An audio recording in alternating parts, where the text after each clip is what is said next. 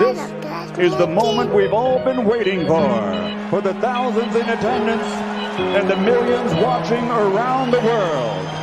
Ladies and gentlemen, let's get ready to rumble!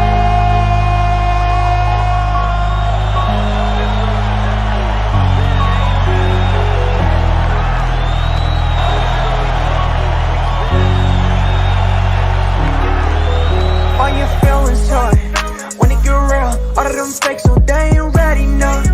It be too hard, we getting lit, cause we speaking now. Fuck all the clowns, yeah, the ones who do it for the bite. All we going now. All your feelings hurt when it get real. All of them fakes, so they ain't ready now. It be too hard, we getting lit, cause we speaking now. Fuck all the clowns, yeah, the ones who do it for the bite. All we going now. Fuck your feelings. Big chest back in the building. Like Brady boy, I stay winning. Chef Curry, range extended. Splash. Fuck your feelings.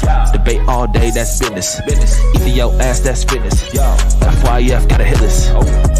Bitch, I'm the realest. Alpha male strong, that's illest. FYF gang, we will win this. Fuck the permission slip bitches. Ayy, yo. Fuck your feelings. FYF gang, be the realest. All your feelings hurt when it get real. All of them fakes, so they ain't ready now. It be too hard, we getting lit, cause we speaking now. Fuck all the clowns, yeah, the ones who do it for the bite.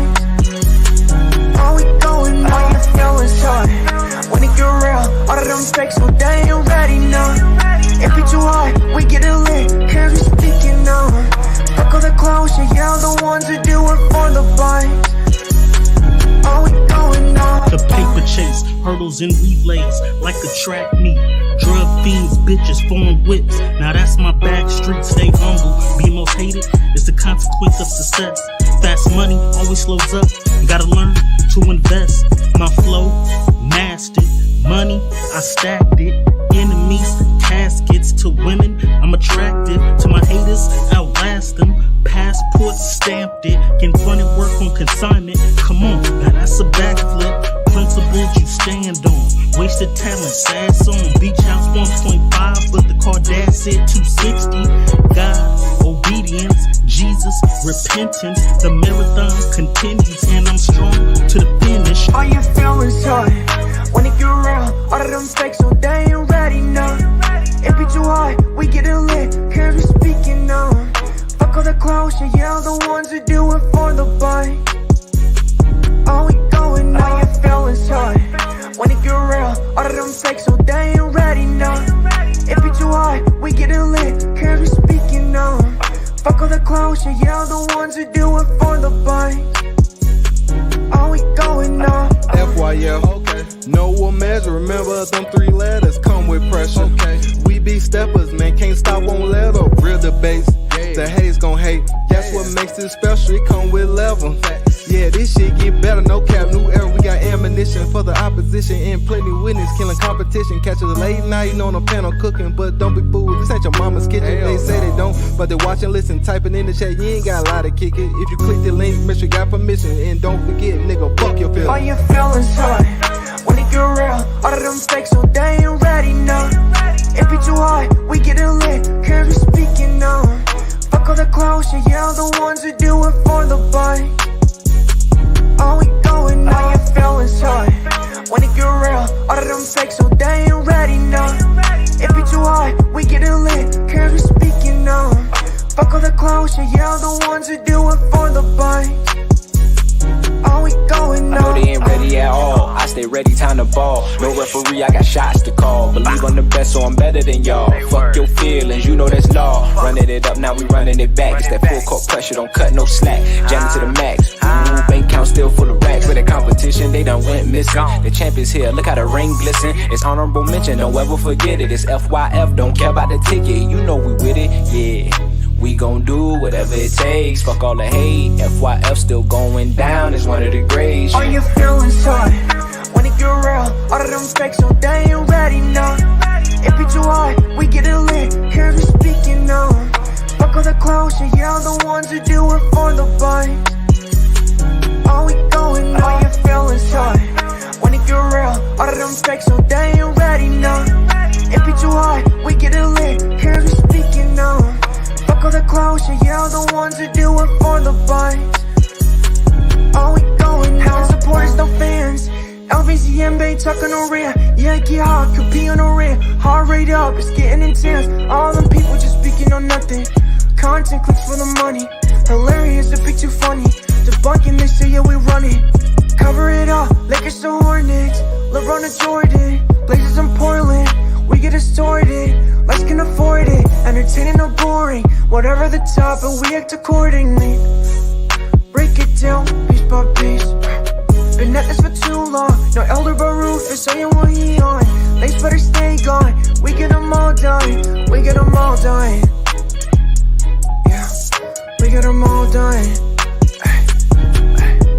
All your feelings hurt when it get real. All of them fakes, so they ain't ready, no. It be too hard, we get it lit, cause we speaking now. Fuck all the clowns, yeah, the ones that do it for the bite. All we going now, your feelings hurt when it get real, all of them fakes, so they ain't ready, no. It be too hard, we get it lit, cause we speaking now. Fuck all the clowns, yeah, the ones that do it for the bite. All we going now,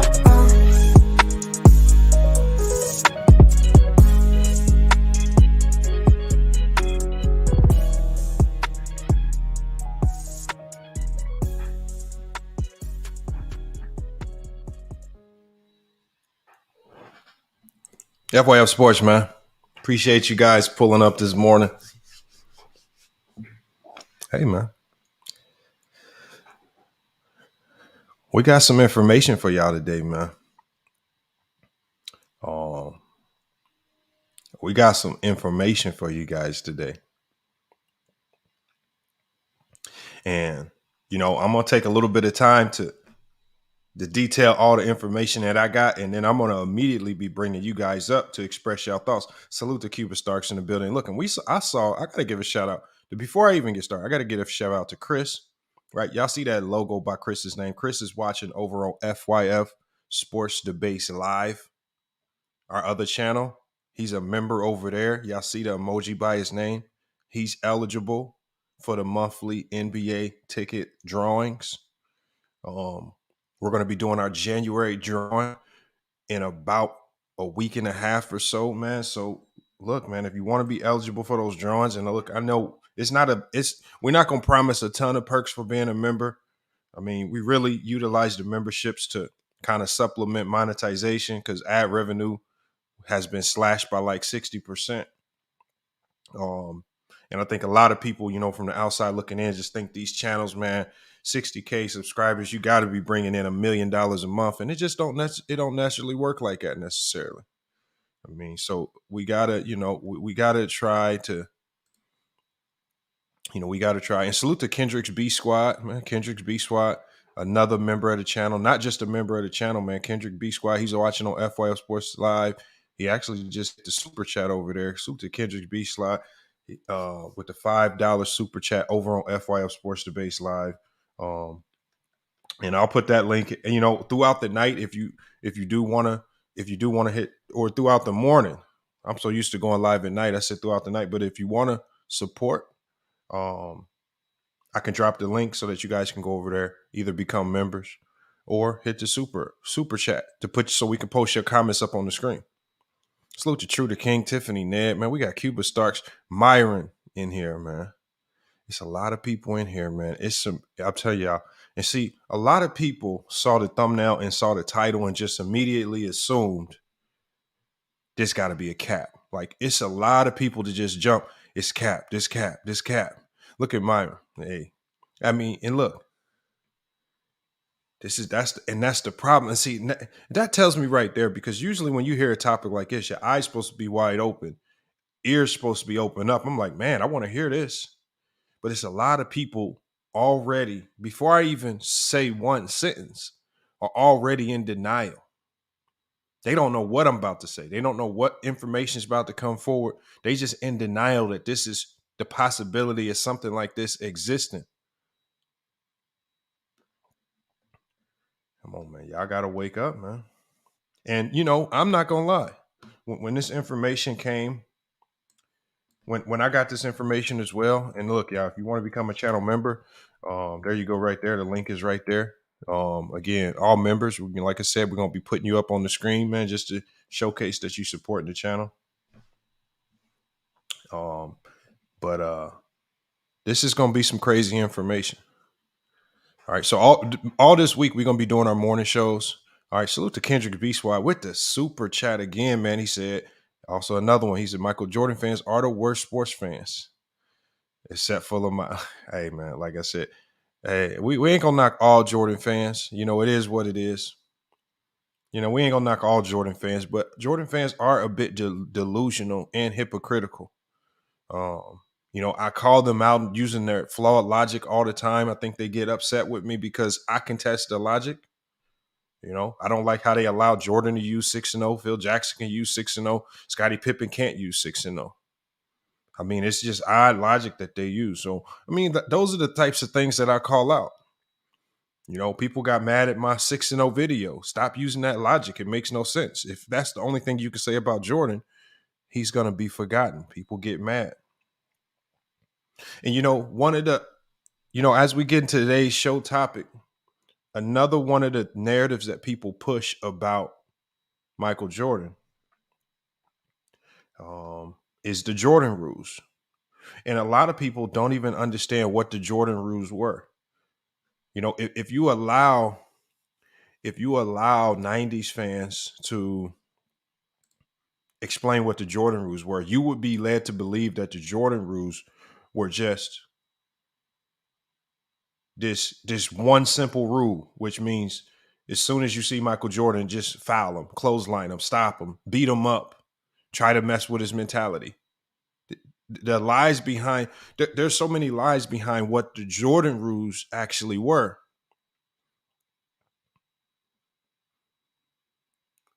So I think I just compel a lot of people just to do basic research on what the Jordan rules actually are. Salute to Kendrick's B Squad with a $2 super chat. He said, careful, Lamont. He said, you gonna get them emotional.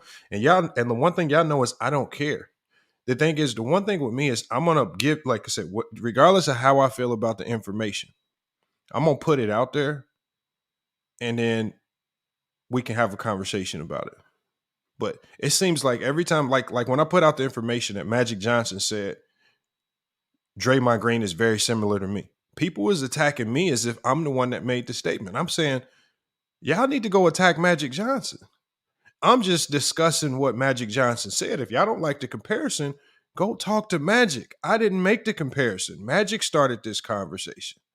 It seems like people get mad at me for discussing these talking points.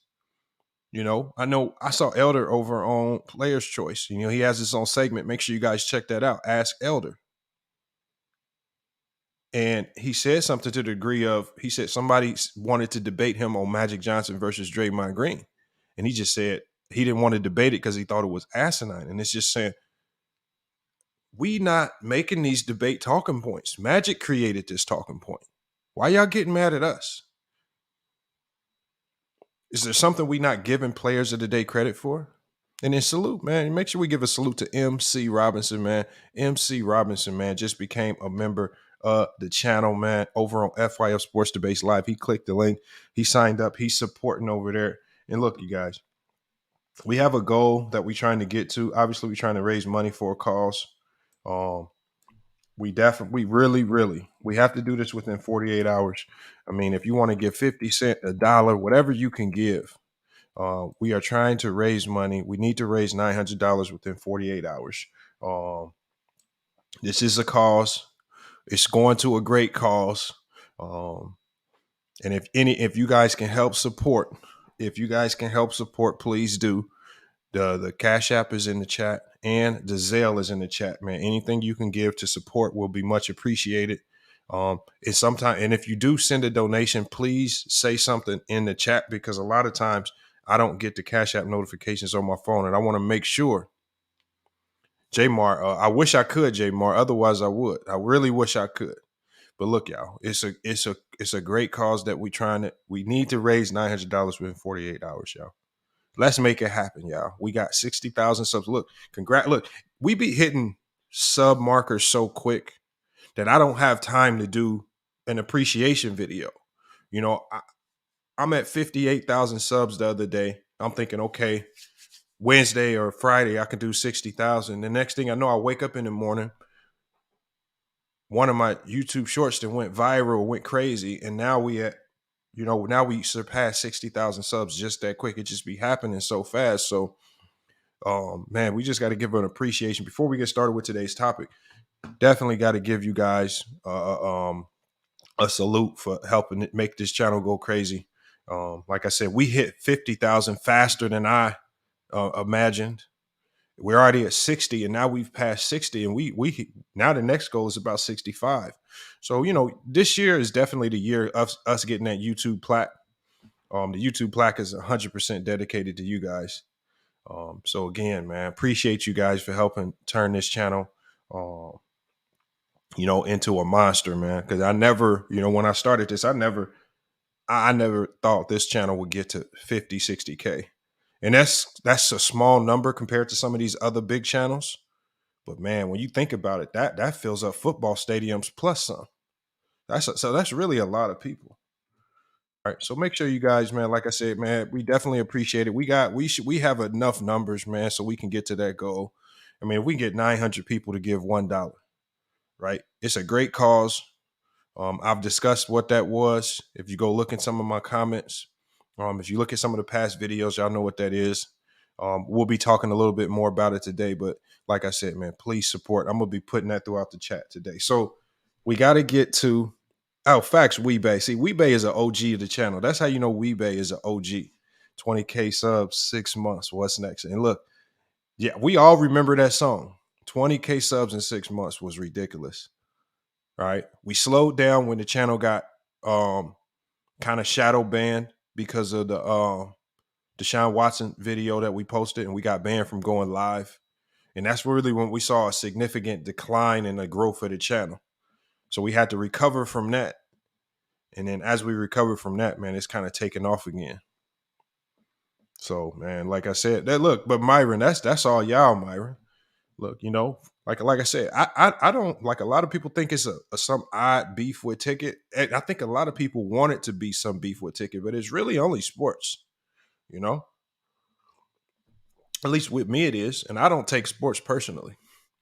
So, it is what it is. People keep telling me I need to pull up on Ticket and Player's Choice. I'll pull up over there. It's just I'm busy. I'm coaching right now. When I have time, I will pull up. And I promise you, it will be a max ether.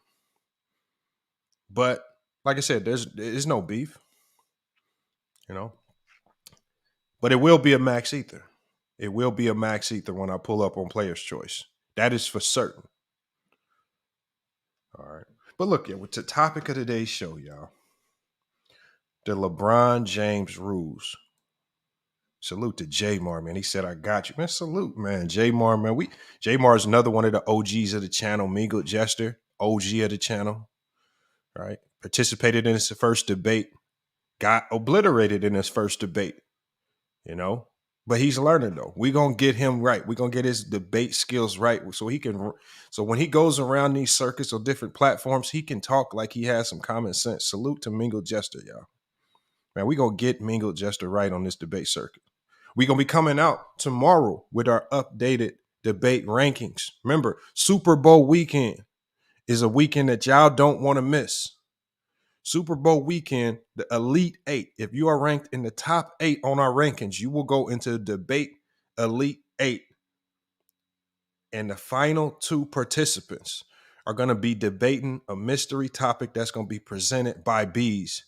The grand prize, we're putting together a cash pool. So far, subscribers have put $200 into that cash pool. I'm going to be throwing in another prize as well. Some type of gaming system, maybe a PS5 or Xbox. But we're going to put together a pool for the winner.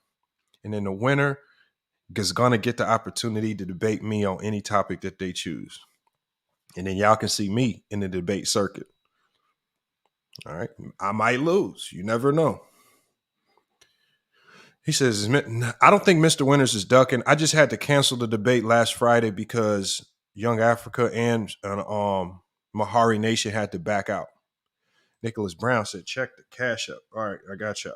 Before we get started, I'm going to check the cash out one time. All right. And again, I'm going to be checking it throughout the night.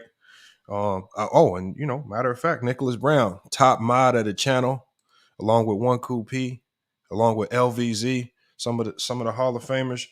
Nicholas Brown with the first super chat donation, man. He says, for the cause, man. Salute to Nicholas Brown for coming through, man. Supporting, man.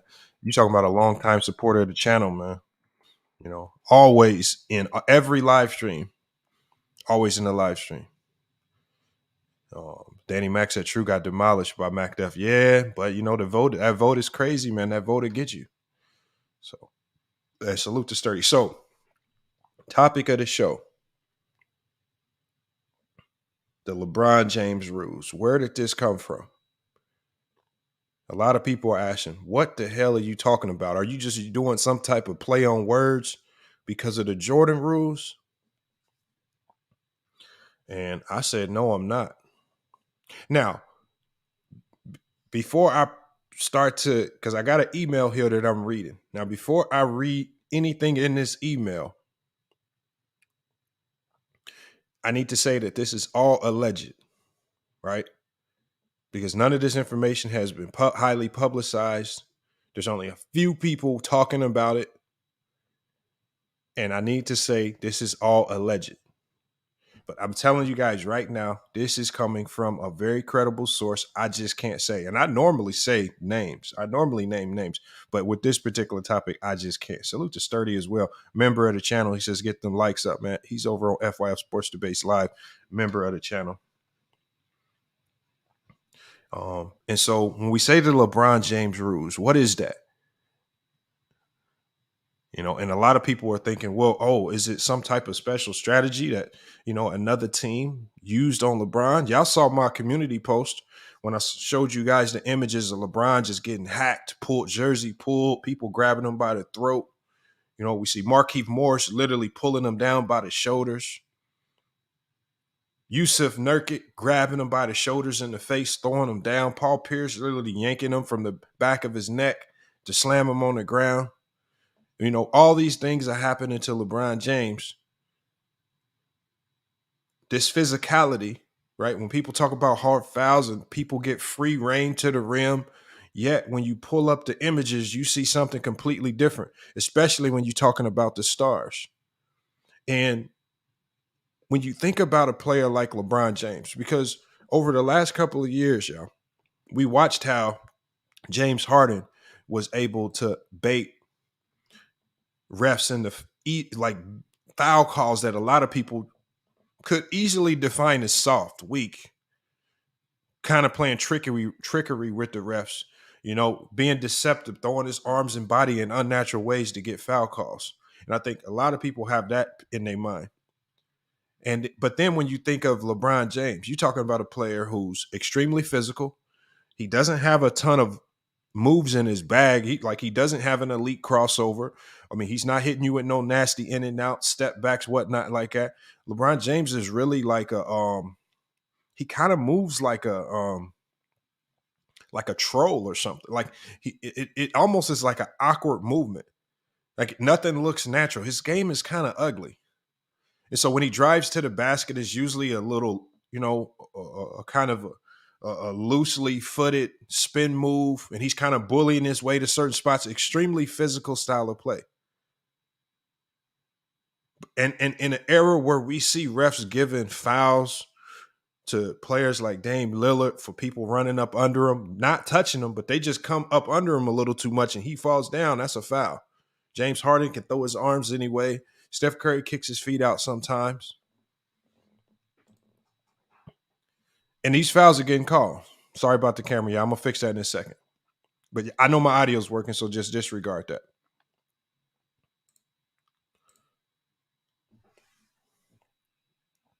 So those are the things that we are looking at. And we're saying in this era where we're watching refs give all of these other guards foul after foul after foul, why has it looked like LeBron James is struggling to get foul calls? Remember, y'all, if y'all think back,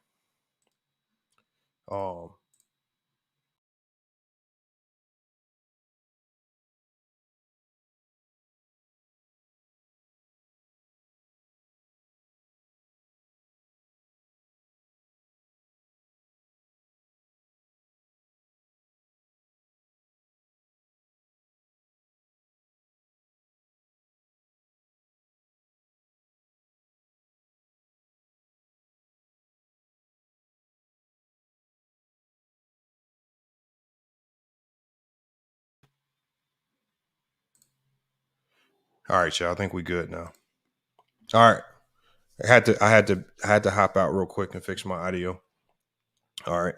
If y'all have any audio issues, just let me know in the chat and I'll go back and fix it. But I think we good right now. But look, this foul situation with LeBron James got so bad. If you guys think back to 2020, that the Los Angeles Lakers couldn't figure out what was going on. Right. So the Lakers had to file a case with the NBA back in 2020 to report that LeBron James is not getting enough free throw attempts. He's playing a physical style game. He's driving to the basket. He's attacking, right? He's not flopping and falling away, even though he's been accused of flopping a lot, right? He's playing through contact. He's big and strong. So a lot of times guys are just bouncing off of him, even though it's still a foul. I mean, a foul is a foul, whether you're just strong enough to absorb the contact or not. A foul is a foul. Yet he wasn't getting foul calls in the.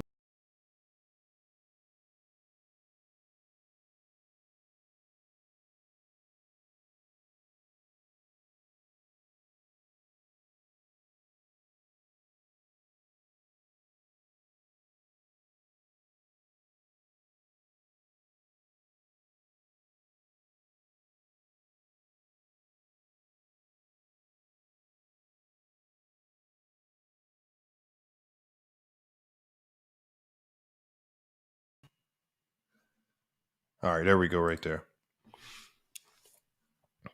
He said El Audio. Look, man, y'all. It's technical difficulties happen sometimes. Look, when everybody else has technical difficulties, right? They can say that it's YouTube. Look, when Kwame Brown was having audio issues and he blamed YouTube and Casino for Life. Hold on, how y'all keep saying my audio's trash and my audio sound fine to me? Hold on, let me fix it. Let me do this then.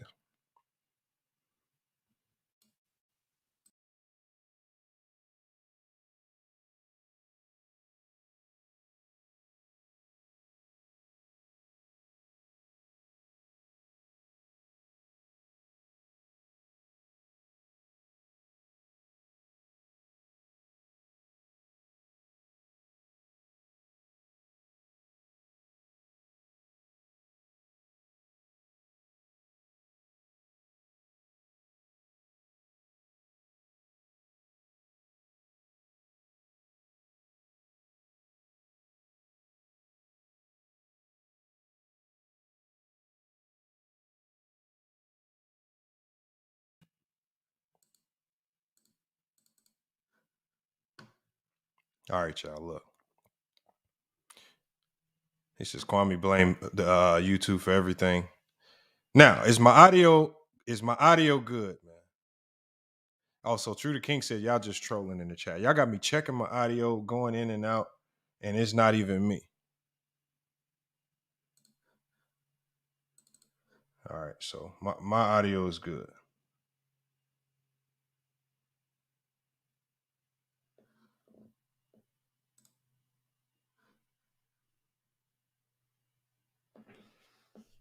MacDef said audio fine. All right, cool. Let me get back to it. Like, so before my audio issues just keep kicking in, if it is audio issues, let me just get to the story, y'all.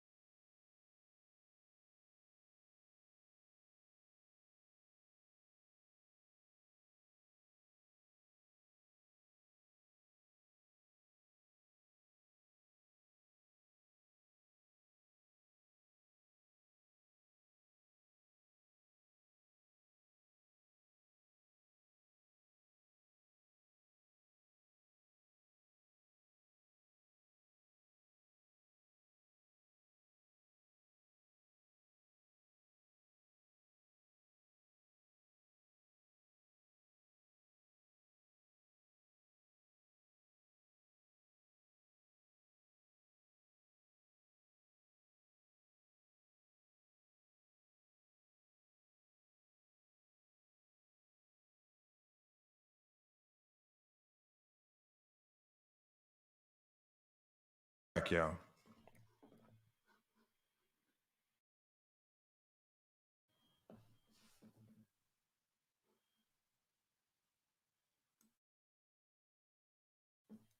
All right, so we good now.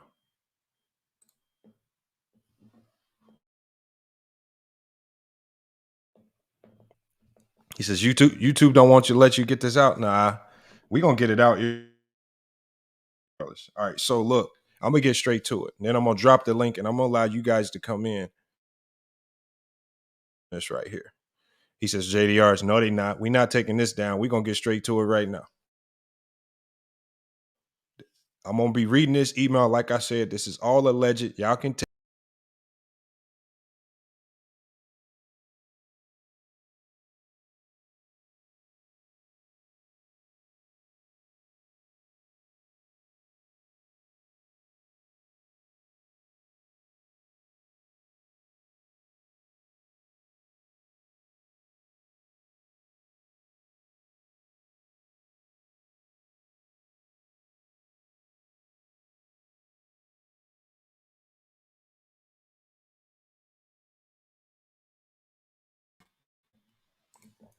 All right.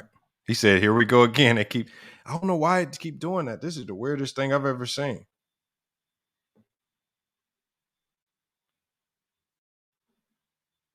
This is crazy.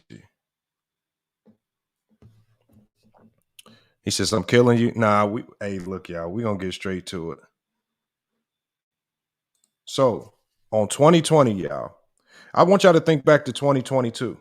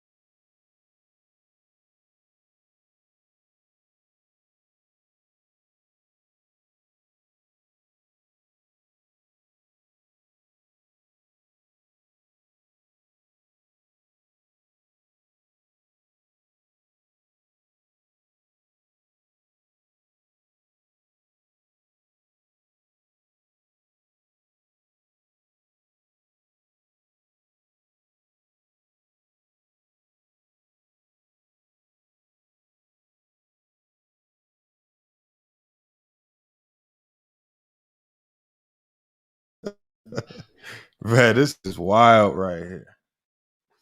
This is wild. He said elder sabotaging. Like, I'm gonna try to get through it, y'all.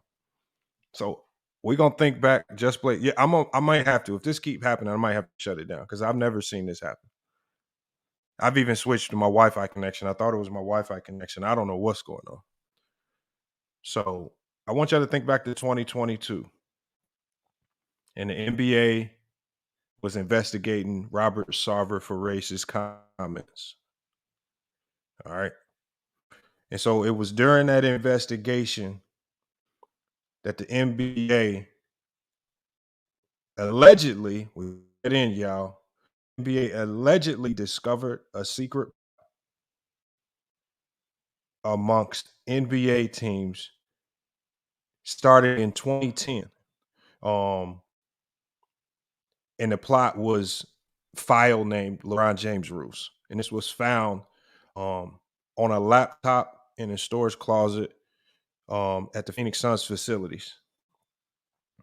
Now, this is all alleged, y'all.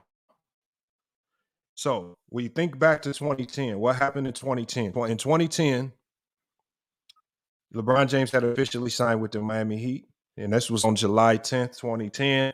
And this was through a sign and trade deal. We all remember the sign and trade deal that sent second round and first round picks to the Cavaliers. And gave them a team option picks and all that. So we know what happened in 2010. And we know that there were a ton of people upset, not just fans, but players. Rock and Rollin' said Nick Wright told you this. No, it wasn't no Nick Wright. It was somebody a little bit more credible. Now, this move with LeBron James, it surprised team owners around the NBA. And it's been alleged, and I got to keep using this word alleged. You said now it's the microphone. Oh my God. Come on, y'all. This is the microphone should be the last problem. The microphone is the best thing we got going here.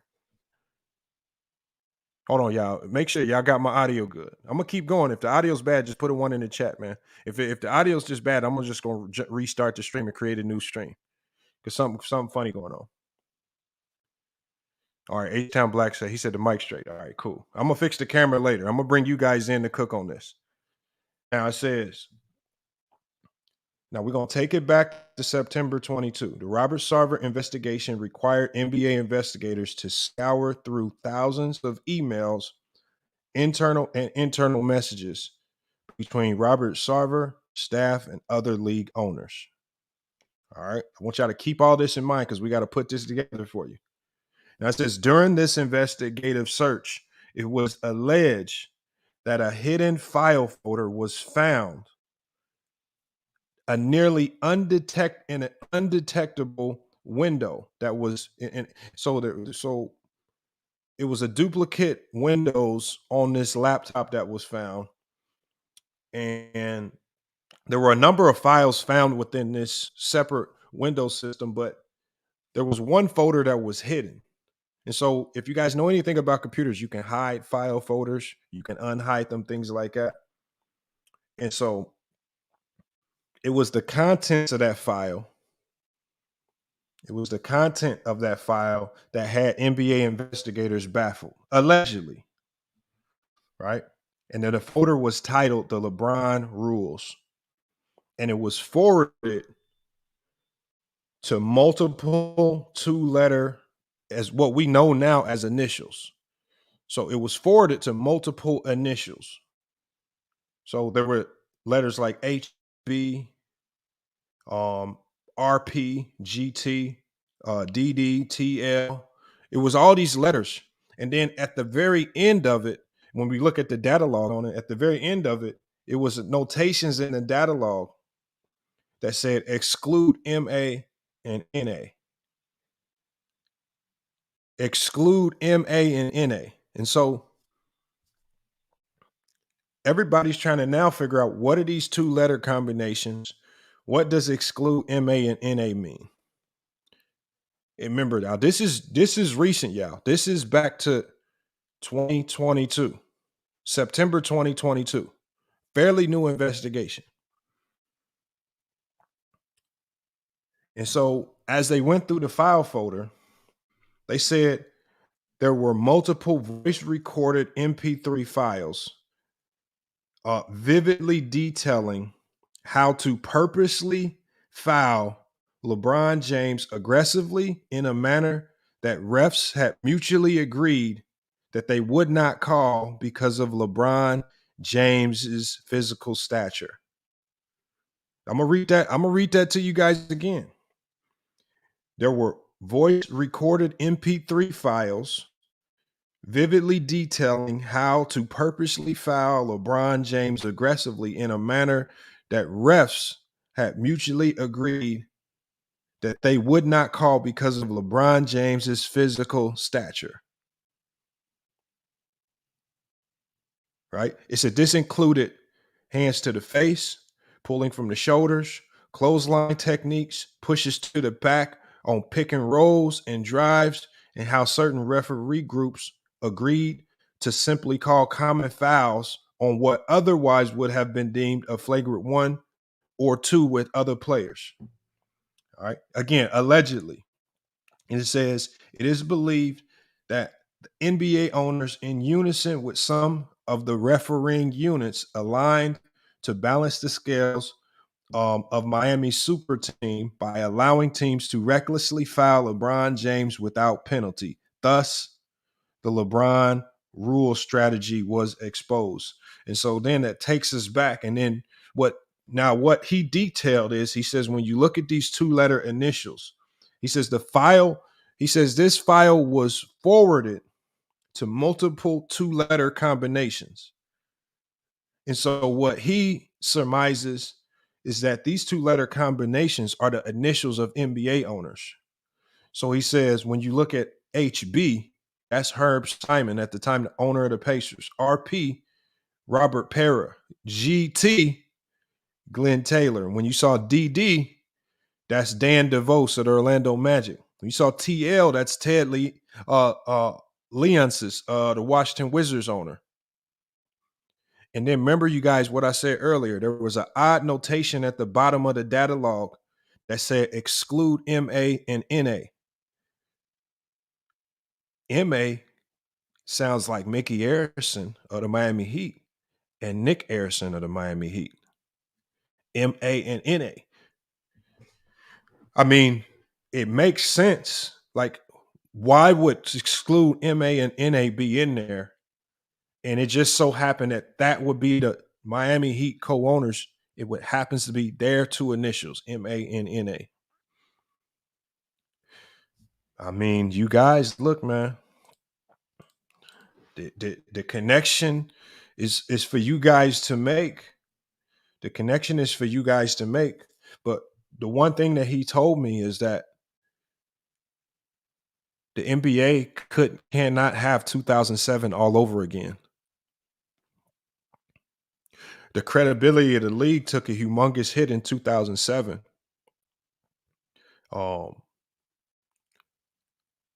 With the Donaghy situation. And a lot of players who saw a lot of funny business at that point in time then.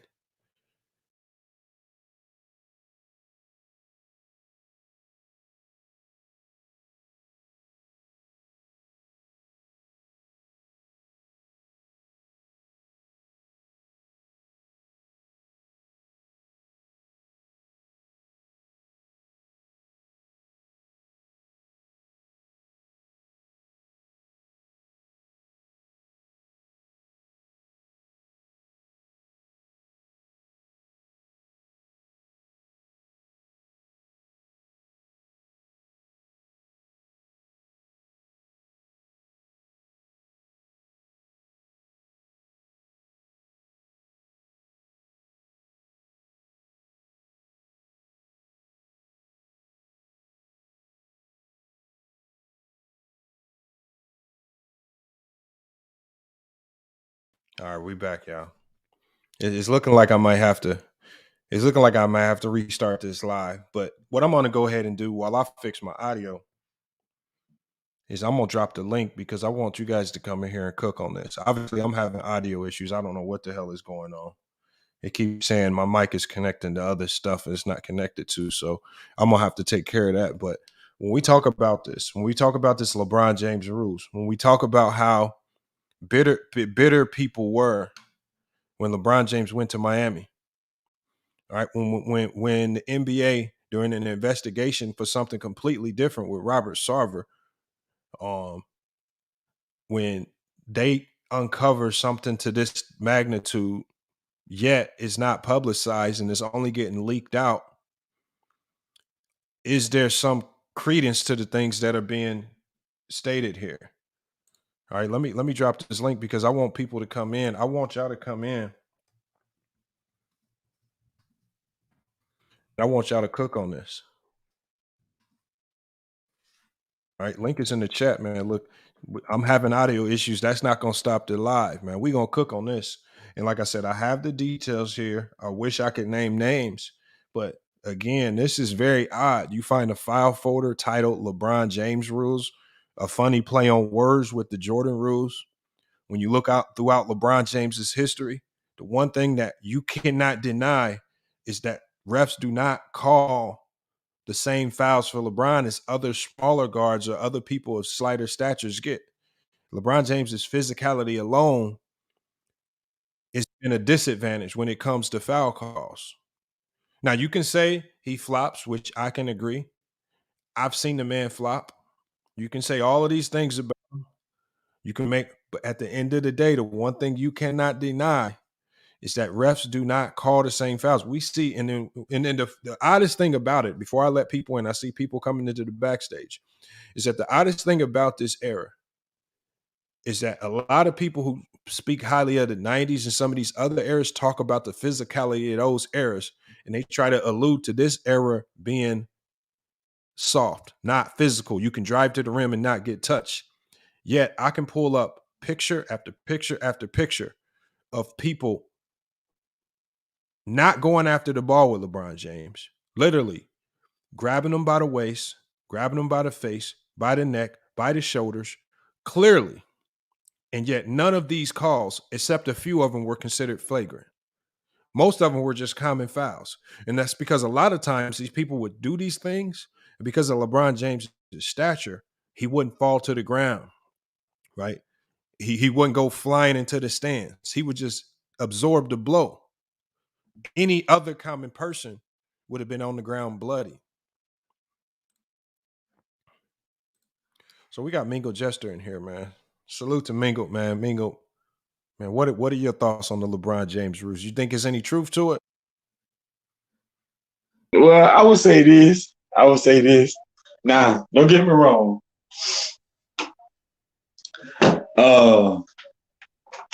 Yes, LeBron a great player and all that. But see, the thing is, with me and the whole contact thing and all that, see, LeBron played bully ball. And with that, it's kind of hard to officiate that. When you playing bully ball and you run into a player, if they foul you or whatever they do to you, it's kind of hard to judge that. Who made the contact? When did the contact start? How did it's hard to kind of officiate. Like Lamont, if you was officiating a LeBron James game and he played bully ball, how would you officiate that? I mean, that's on these. So here's the thing. From me not being a ref, I don't know. The problem is at the NBA level, you're dealing with refs who've been trained to do these things. These are the best of the best. These refs have to go through all types of schooling. They have to watch so much video, how to call this, how to call that. I'm sure they've watched, if the 90s and 80s were as physical as what they say, I'm sure they went back and watched how teams try to commit these dirty fouls. And we see them calling a lot of very odd fouls for James Harden and some of the players of slighter stature. I mean, to me, a foul is a foul. So you saying basically you wouldn't know what to do because you're not an actual a professional officiate. So you wouldn't know what to do. Okay, I get that, but I mean, I don't know. I think it's kind of hard to officiate. That's just like Shaq. Even though Shaq went to the line a lot, but it was kind of hard to officiate Shaq because Shaq was so dominant and he was so like physically imposing. That's how LeBron is. LeBron is dominant and he is physically imposing. It's kind of hard to officiate that. When you digging in everybody, you stronger than everybody. It's kind of hard to call a foul when you like, okay, he running over this guy. This guy like 190 pounds. LeBron like 260. It's kind of hard to officiate that. You see what I'm saying? I mean, I understand, but I mean, we can say it's hard to officiate, but some of these calls, some of these fouls that I've been seeing aren't hard to officiate. Some of these fouls, there's certain things where if you're not making a play on the ball, it's automatic flagrant 1 or 2.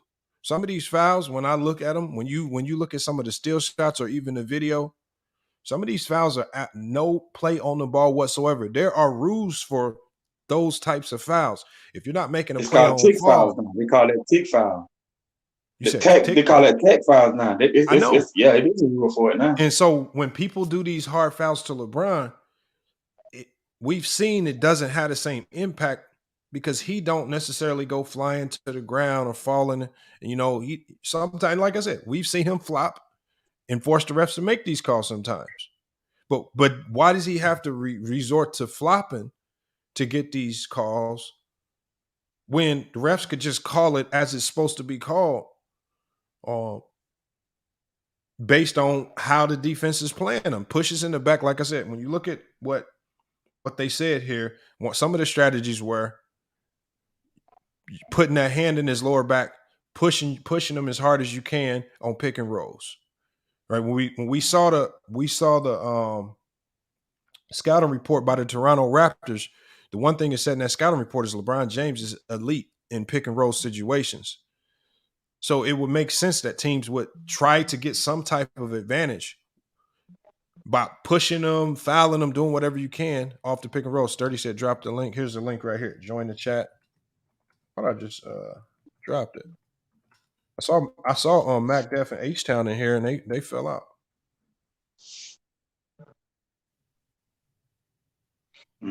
Well, I'm with you on most. Like when they wrap him up, and all that kind of stuff, or dragging him down, or grabbing his jersey. Yeah, okay, those are easy fouls to call because it's obvious. I mean, it's an intentional foul. Like they're trying to foul him. I get all them, but when he's in the moment of play, like when he's like driving to the basket, I mean, they call LeBron a freight train for a reason. What does a freight train do? If you're in the way, it's gonna run your ass over. That's what a freight train does. That's how LeBron got that name. If you're in the way, he gonna run your ass over.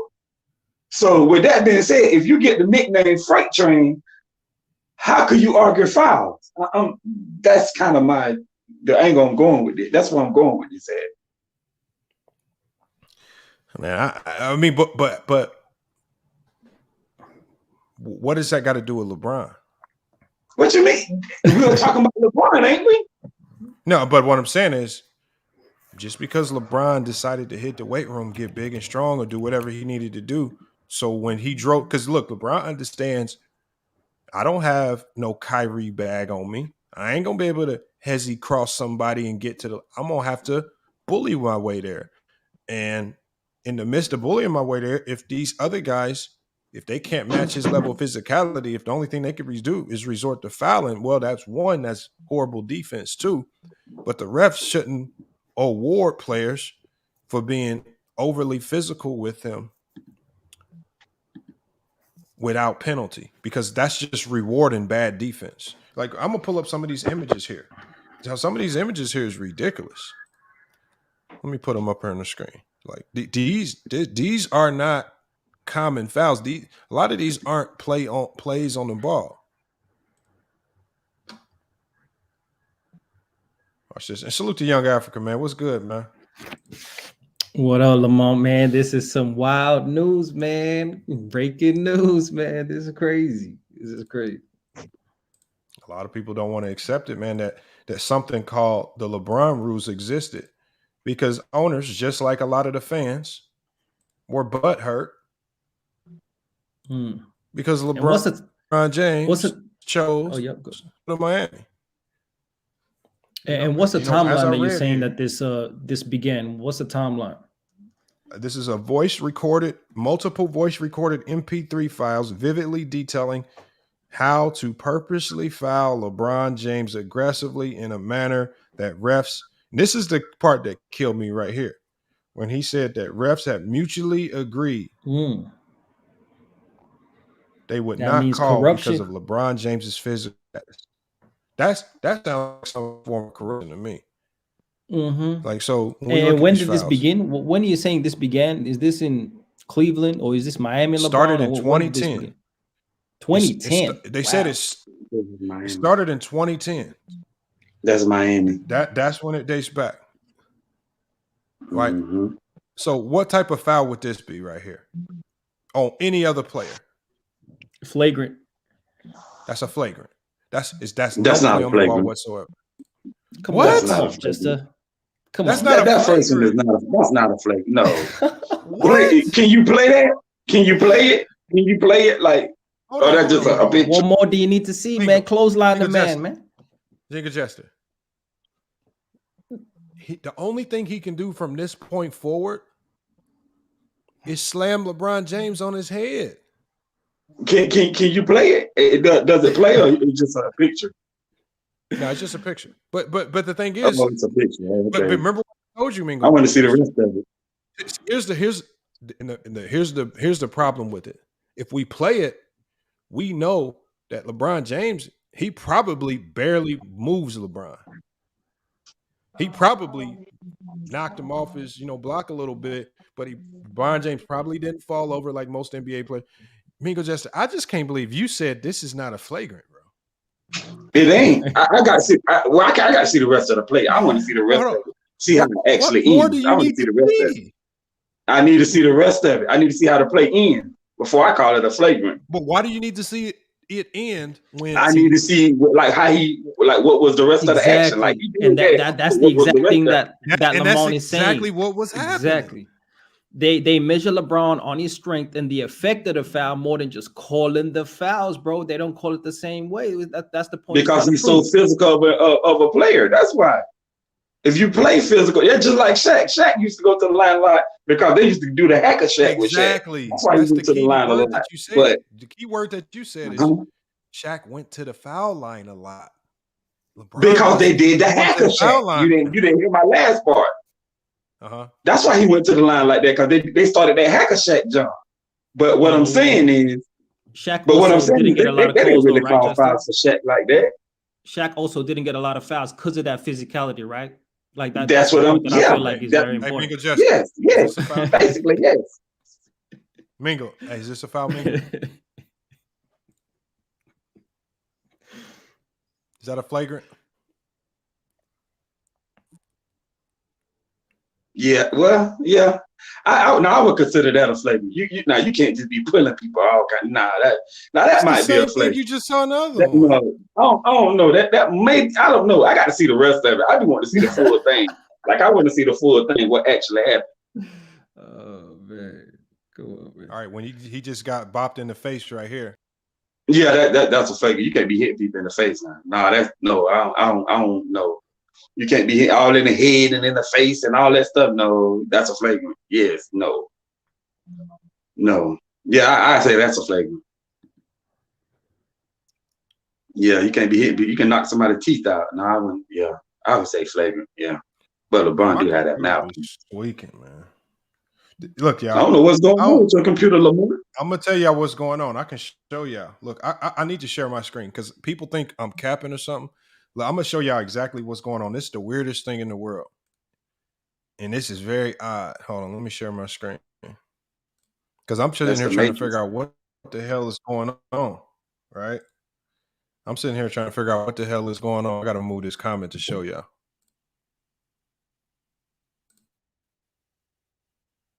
Right. So y'all see my screen. Right? This comment. Hold on.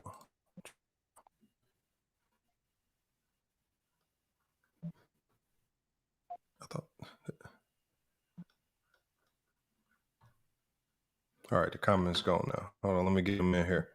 See, and here's the funny thing, right? Like when I click right here, I don't know if y'all can see that in my corner. It says apps. It says apps using your microphone. How the fuck is Bleacher Report using my microphone? And that's what you on my microphone. You breaking up now? I don't. Like, as you talking now, I thought that, bro. That's what it says right there. My mic is lit up. It's another app is using my microphone. Bleacher Report. How the fuck? I'm not logged in to even know the windows or nothing. I don't know what the hell going on. So I don't know, man. We just gotta deal with it until I fix. Because my camera won't even. I can't even turn my camera. I don't know what's going on with that right there. Like I said, we'll deal with it. There you go. You're being blackballed, man. Hey, this is some crazy things, man. Yeah.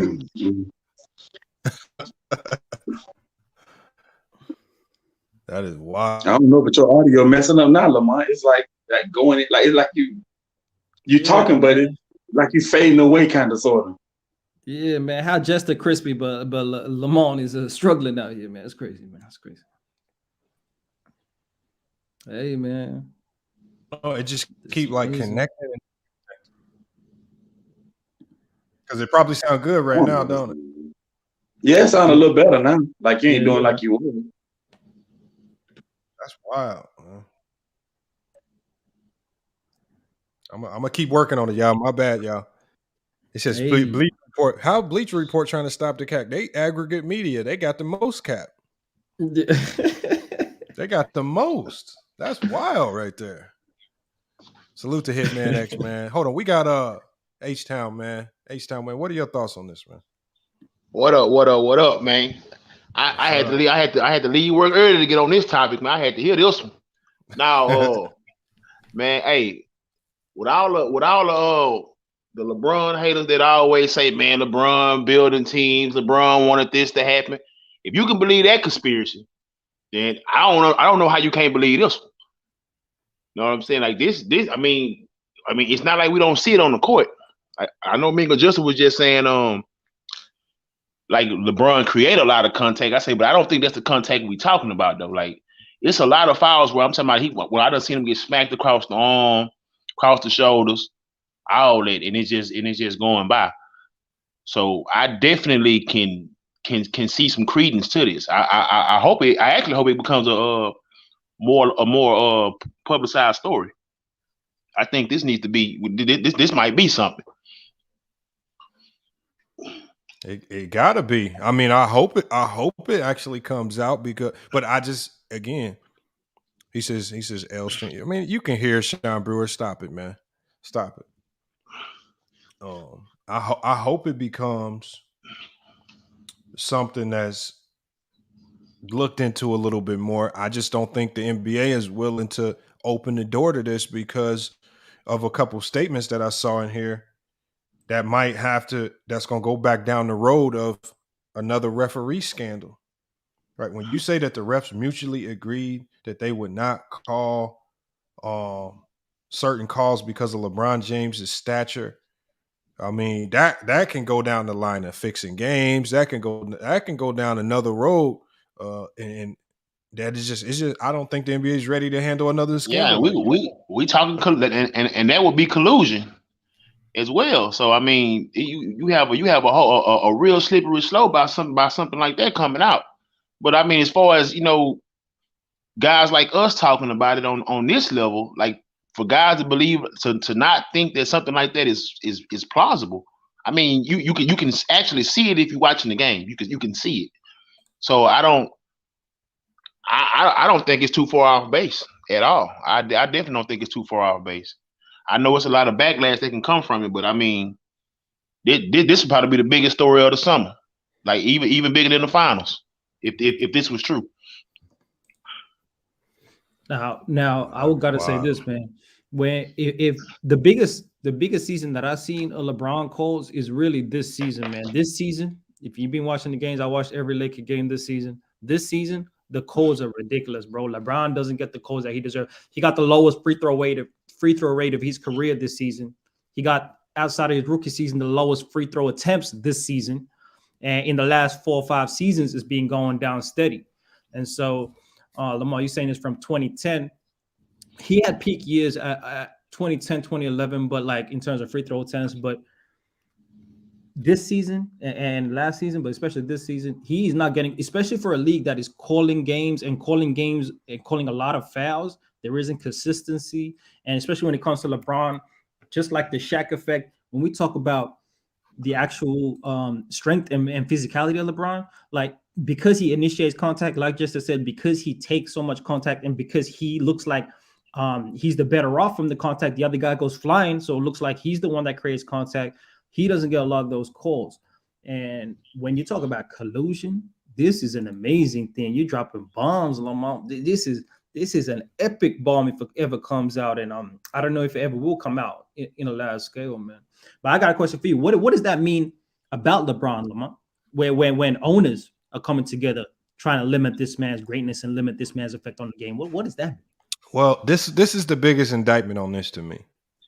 So when I see the fact that owners were extremely upset that LeBron James made this move to Miami, then that also leads me to believe that owners have a lot to do with the narrative getting pushed that LeBron James switching teams was just this bad, horrible thing for the NBA. Just upsetting the balance of of competitive balance in the league. I think that was always all cap because even when LeBron James went to Miami, they still were not the best team in the league. Exactly. So the thing is, it really didn't create that much of a shift of competition because the Miami Heat still weren't the best team. And I think you just had a ton of owners upset that LeBron James showed a lot of these free agents. You can move around the way you want, get the money that you want, create the teams that you want, and do it your way as opposed to doing it. And so I think that's when the owners started to fear that they were losing a grip on their power. He fell out.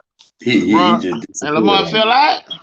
Yeah, he just disappeared on us. Oh man. Well, look, we're gonna have to carry it on for him then, man, till he get back, till he pop back in, man.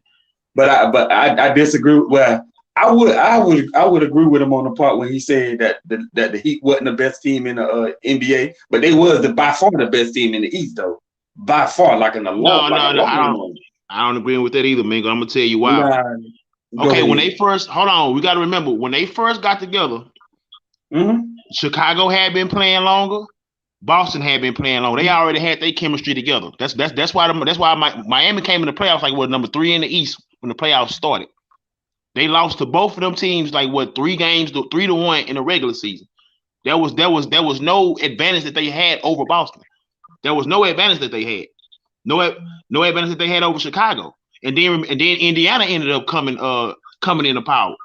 So it wasn't a clear shot to the finals every year. That's just how it ended up happening. But remember that first year they got together? Yeah, the series was 4-1, but those games could have went anyway. All those games came out to the fourth quarter. They weren't just smashing on teams all the way to the finals. That's just not true. But let me ask you this question: do you seriously believe that the Heat were going to lose to any of those teams? Did you seriously believe that? No, the first year I did. I will be honest about that. The first year I did. I thought Boston was the better team. The first year, and then when they had with MVP D Rose was in Chicago, I thought they might lose to either one of those teams. Then, now after that, I can't. The only team I thought that could challenge them was Indiana. If you want me to be honest, when Paul George, started taking over for Danny Granger, that team was good. That team was really, really good, and they took Miami to 7 games. So yeah, it's not. It wasn't as easy as we trying to make it seem though. So I don't think. So I think that the parity. I think the parity at that time, exactly when they came into power, I think the parity around the NBA probably was the best that it ever was, because OKC was good. Los Angeles was still the 2-time defending champions, if I'm not mistaken. San Antonio was good. Chicago was good. Boston was good. That's a lot of teams. H-Town, I think the biggest thing that shows this was it had nothing to do with him creating a super team, because Boston create what was called a super team. Like, people try to deny it, but when Boston got together, gonna win the championship. That's what they were saying. But then LeBron leaving in his prime, which nobody cared that KG Allen left, because I don't know if those guys were still considered in their prime. They had already spent their respective. You done fell out again, man. Yeah, damn, LeBron. He sabotaged my boy now, man. Yeah, your boy done fell out again. He done fell out again, man. He done fell out again. When you speak the truth, it's what happens when you. Yeah, there you go, young Africa. That's what happened, man. But I do agree with what he was just about to say, though. True, bro. That's half true. Hold on, man. I agree with what he was just about to say, though. Why do we overlook what Boston did? Why is that so overlooked? Because you know why? Because listen to what I'm going to tell you. It's been super team. It's been super team since the beginning, like Bill Russell days. It's been super team. See, the thing is with the super team with LeBron, that was the first super team created by the players and not the organization. That's how people separate the two. See, organization's been creating super team since forever. But see, LeBron them is the first one that created a super team with the player. And then KD came next with Golden State. Right. No, So basically, what I'm saying, so that's the Moses reason. Malone. No, Moses Malone went to the Atlanta Hawks with Dr. J. That's the first time MVP No, the went and 76ers. joined The another guy. 76ers. Oh, No, it was the 76ers, my 76ers. bad. The Yeah, it 76ers. was The the 76ers. 76ers. You went to Hawks. That It was the happened. 76ers. And then KG, Paul Pierce, Ray Allen, they joined up. That was a super team. But you got to understand, the organization put those teams together. No, but he asked for a trade. Come on, organization. Kevin McHale was the GM of the Minnesota, and he hooked up with Danny Ainge, homeboys from back in the day. That's what I'm saying. That's the organization. Danny Ainge, Kevin McHale. That's the organization. He didn't ask for a trade, Justin? No, he didn't. Garnett actually wanted to stay. Garnett, if you let Garnett tell it, Garnett said he wanted to join Kobe in LA, but Kobe wouldn't answer the phone for him. He wanted to leave. You wanted to leave is the point, Justin. That's the point, bro. So I know what you're saying. So do you believe that when Miami, right upon when they got together, did you say, man, it ain't no chance for no other team, even though the Lakers was the 2-time defending champs? Yes, I did. I was like, boy, it's over with. I definitely said that when that team first got together. I was like, and then when they got, I didn't see it that way. And then when they made that press conference, they were like, not 1, not 2, not 3, not 4. I was like, oh, here we go. I'm gonna be honest. When LeBron went to Miami, I thought they were going to run the league. They were going to win a 3-peat, something like that. I thought that. I really did. Yeah, I thought that could happen. I mean, and they should have at least done that. But it wasn't. But see, once we actually seen the games get played out. Like we got to go past what we think was going to happen and what actually happened. When the games were actually played out, they was pretty even with Boston, pretty even with Indiana. It wasn't like they just had some kind of advantage over them, especially with Dwayne Wade knees becoming what they became.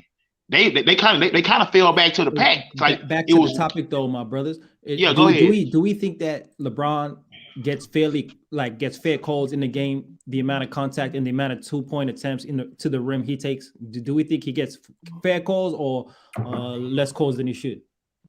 You talking about? Wait, let me ask you this question, young guy. You talking about back then, like when he first came into the league, or right now? I'm talking about the last since what Lamont is talking about since 2011, 2012. Since then, well, what are you thinking, man? Last 10 years essentially. Oh man. See, to me, like I said earlier, it's kind of hard for me to judge LeBron on foul calls because I mean LeBron is a physical specimen. And LeBron will run a center over. Man, LeBron not the first player that I seen that happen to. But the credence that I see in it is because it is LeBron. Because I seen it happen to Blake Griffin in his prime. I seen it happen to Dwight Howard in his prime. They just wasn't getting the calls because they were just so much bigger and more physical than everybody, I guess, or whatever the case was.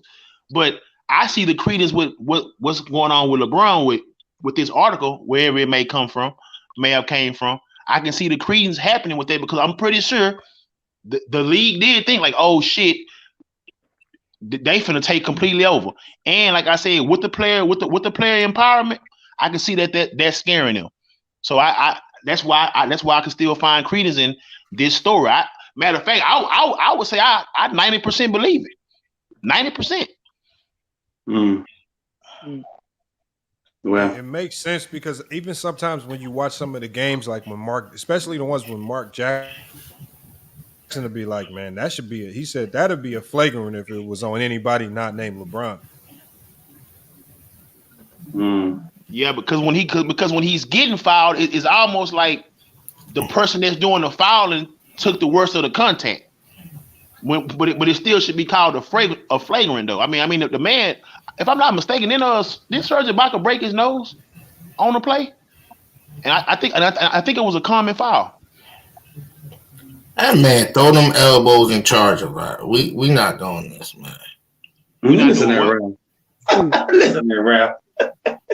Now go ahead. Throw elbows in charge a lot. That's how you gonna add to it. That's it. When he dropped that on for that foul. He pushes off a lot too. Okay. He getting his fair share of calls. He just the ref, like I said in the chat, the refs are tired of him wasting them calls by missing them free throws. Man, listen at you. So you saying it's a conspiracy the other way now? Oh, this nigga crazy. Oh, hold on. Let me get Ralph's thoughts on the What's up, everybody? You breaking up, Lamont? I can't hear you, bro. Hold on.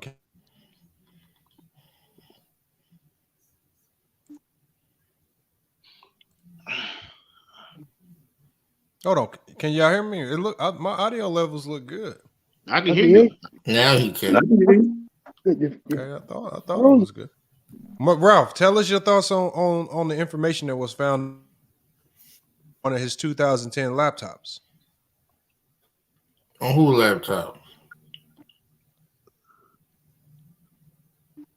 Man, my man been asleep this whole time, man. He basically, Ralph, let me break it down to you since Lamont. I was listening earlier, but I ain't hear the laptop. Basically, he was like, they found some files on the computer that had a bunch of initials on it. The initials meant either the GMs or the owners. He said initials meant the owners of teams that was trying to basically keep LeBron from. Well, they was mad because LeBron went to Miami. And they was trying to keep LeBron from winning multiple championships with Miami. So they came up with this, I guess you say, LeBron rules, where they didn't want him to win multiple championships. That's basically what he was telling us. It wasn't definitely to put him at a major disadvantage. So make it harder for him to win. Yeah, that's what I'm saying. Make it harder for him to win. Yeah, that's what I'm saying. Extremely hard. How they make it extremely harder for them to win when they constantly was the number one seed? So but the issue wouldn't be so much as them winning. It'd be more of even colluding to do something like that would be an issue. Yes. But I'm saying, how is that a disadvantage? So even if that happened, you Ralph, gotta if me and you are a rule where, especially if it's a game where it's about physicality, say we can slap Ralph and clothesline Ralph, but Ralph can't clothesline and slap anybody else for you because you ain't playing fair. You ain't playing on the same scale, and that's a recorded MP3 file vividly details how to purposely foul a manner that refs have mutually agreed they would not call because of LeBron James's physical stat. Time. Allegedly, y'all. I got to keep saying allegedly because seems like every time. But Lamont, I look at it like this. I'm almost sure that if it was an alleged manifesto that most of the teams in the league when Jordan played had a manifesto to do the same thing that Detroit was doing, and whether we seen it or not, I guarantee you, if somebody leaked that, people wouldn't have as much problem believing it. No, do they have? First of all, do they have the personnel to do that? To foul somebody? I'm talking about to get him away from the foul line or whatever. They got the refs. The refs are a part of it, bro. There you go. Yeah, this manifesto as well. That's the problem. How many N1 plays do he get? Like, oh, come on, Ralph. Like, come on. That takes in consideration. I don't even mind the owners just by themselves wanting to do this. Actually agreed on certain calls not being called because of LeBron James now colluding against one player. That's where it gets real. Where do he? You said from 2011. So it says. This started. I mean, this was deep. Remember, that's actually 2 days before the NBA suspended Robert Sarver because they banned 22. This was found on September 20th, 2022. This is why they were investigating that racist allegations for Robert Sarver over in the Phoenix Suns. The file was dated August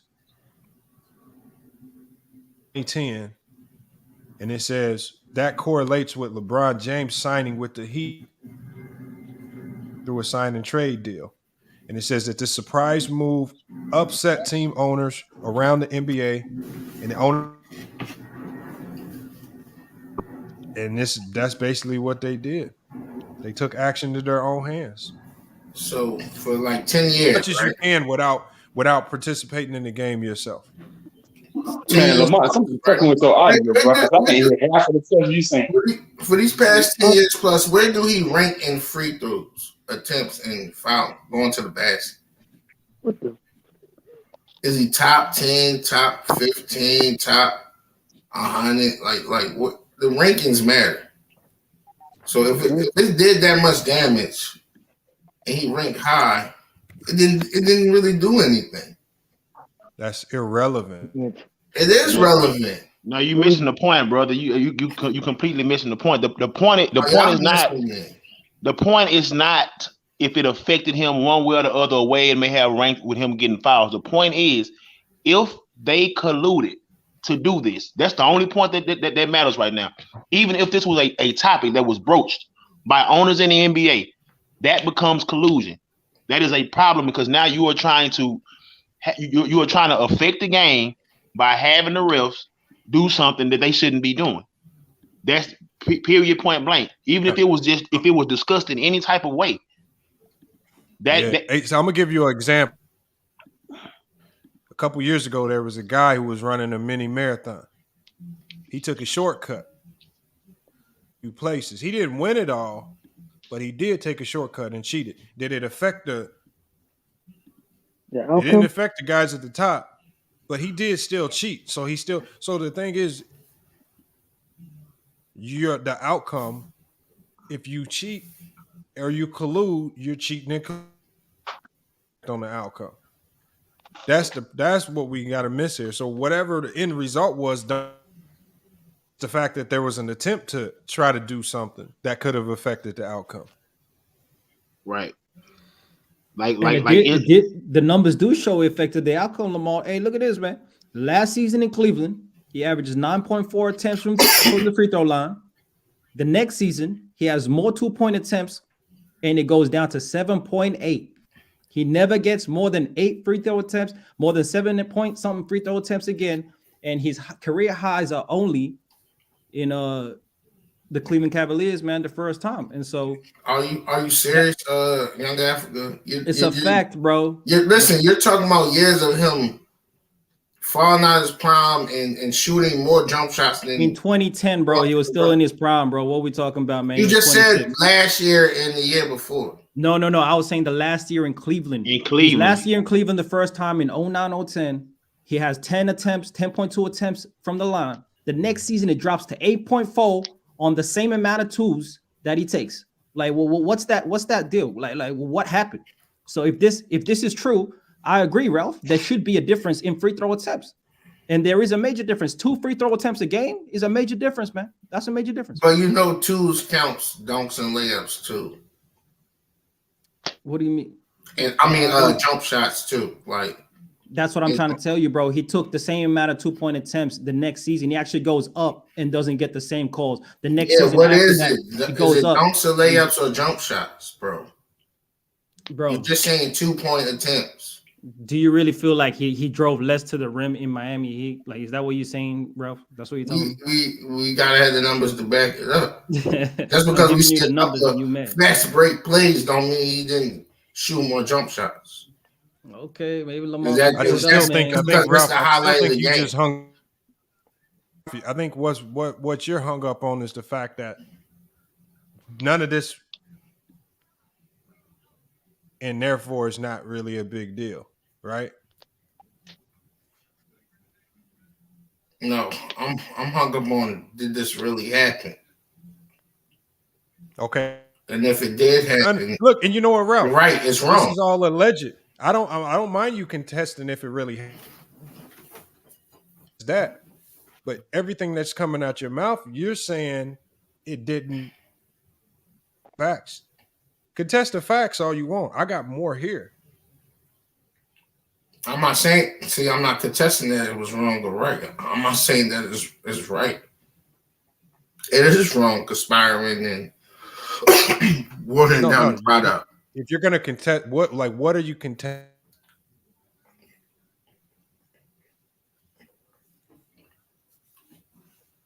I'm saying there are really 50-50 plays because, like I said, he charges a lot, and that call don't get caught.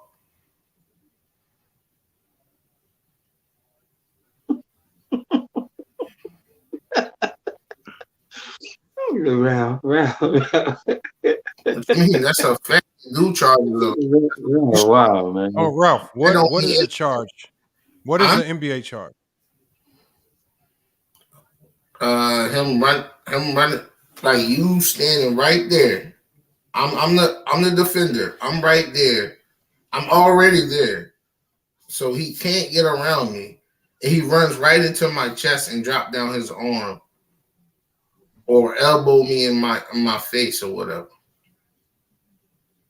So you saying LeBron is elbowing people in the face? I'm not saying on every play. Oh, we doing this. And then you're saying everybody that he runs to, they're all there in perfect defensive position, ready and willing to take the charge from. And they're just in perfect defensive position every time. He's just getting all these charges. No, I'm not saying that. I'm saying a lot of them are 50-50 plays. They can be called either way, but a lot of them won't call his way or charge it. To you, by your standards? No, by league standards. You can pull up the tape and if it's called a foul, but you can be like, that's a charge, blankly. But Ralph, of him, teams can challenge these charges. If these in a couple of years, you can challenge it. They didn't have these. I know, but and what I'm saying is, how many times over last year since they've enacted that rule, how many times have we seen reverse with LeBron James? It doesn't happen a lot. Yeah, because he don't get the call challenged on him. Go to the replay, you'll see that the guy was still moving, sliding up under LeBron. The guy wasn't in defense charge circle. Mm-hmm. And they changed that rule too, Lamar. Talking about the only elbow that we remember from LeBron James over the last 10 years was the one that he gave was on a free throw box. Isaiah Stewart. That was on a free throw box. And that was intentional. And I mean, I don't have no problem with and what he got ejected, he got suspended. Shit, what's the name got more games than he did, and he the one got hit. Well, that's because of how he reacted. Dude, how the hell you gonna react when you get hit in the face like that? I mean, he was doing a little bit. Dude, ain't nobody finna get hit in the face and be bleeding all over the place. Just stand there and look crazy. Yeah, but you can say whatever you want to say. It was funny how when he was face to face with LeBron, he was calm, and then when the hold me back moments came, then he just go into this tantrum, really trying to hawk him down. LeBron might have said something to him while he was face to face. How you know LeBron? They were face to face. When he face to face. You have to get your revenge. Now, I can give you an incident when the charge, when it wasn't a charge and it didn't go his way. Back in Game 6 versus the Pacers, when they called it a charge, that wasn't a charge. When he made a big deal about that. But Ralph, like that's what I'm saying. It's 50-50 either way. But when you're talking about basketball, like all sorts of things happen. Like what you saying is gonna happen some games. He gonna charge somebody some game. We understand that. Like that's gonna happen. We ain't saying it don't never happen. We got that. But like I say, if you collude against one player to do a certain thing, that is an issue. But like I said, that's despicable. That's warring down the game. And it's obvious you don't got the player's best interest. You're worrying about your bottom line. Well, yeah, I think that's always going to be the case, to be honest, as far as that goes. But I mean, like I said, I actually this right here. Watch this. Go ahead. Was this a flagrant? Come on, you pulled up the obvious, bro. I mean, it's an honest question. That's obvious. But Ralph, if it's obvious, then why wasn't it called? I gotta see the full play. I don't know. No, I remember this play. You know why it wasn't called. I remember this play. So Ralph, it's a playoff game, probably. No, hold on, Ralph. No. There was a regular season game. This was a regular season game. I don't care if it's preseason, regular season, or play. This is flagrant. It's a flagrant foul, Ralph, though. let me ask you another one. Is this flagrant? You pulling up the obvious, bro. But why wasn't it called a flagrant? How do I know it wasn't called a flagrant? It wasn't called a flagrant. I remember this game. It was not called a flagrant. Ralph. And why are you only picking him like you're the only one? Ralph. Is this a flagrant?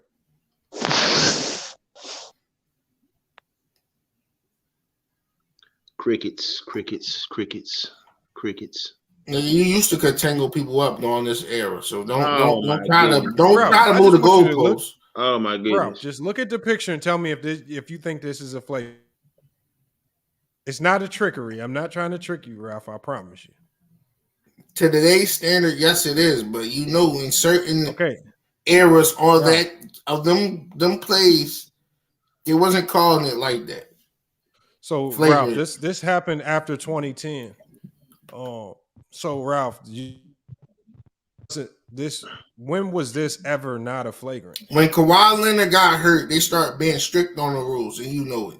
Ralph, you know it. Oh my God! So Ralph, here's the problem, Ralph. You agreed it wasn't called, so we'll go to another one. Ralph, what do you? Is that flagrant, Ralph? Bro, he's wrapping him up. That's not a flagrant. Bro, he's grabbing him by the neck, bro.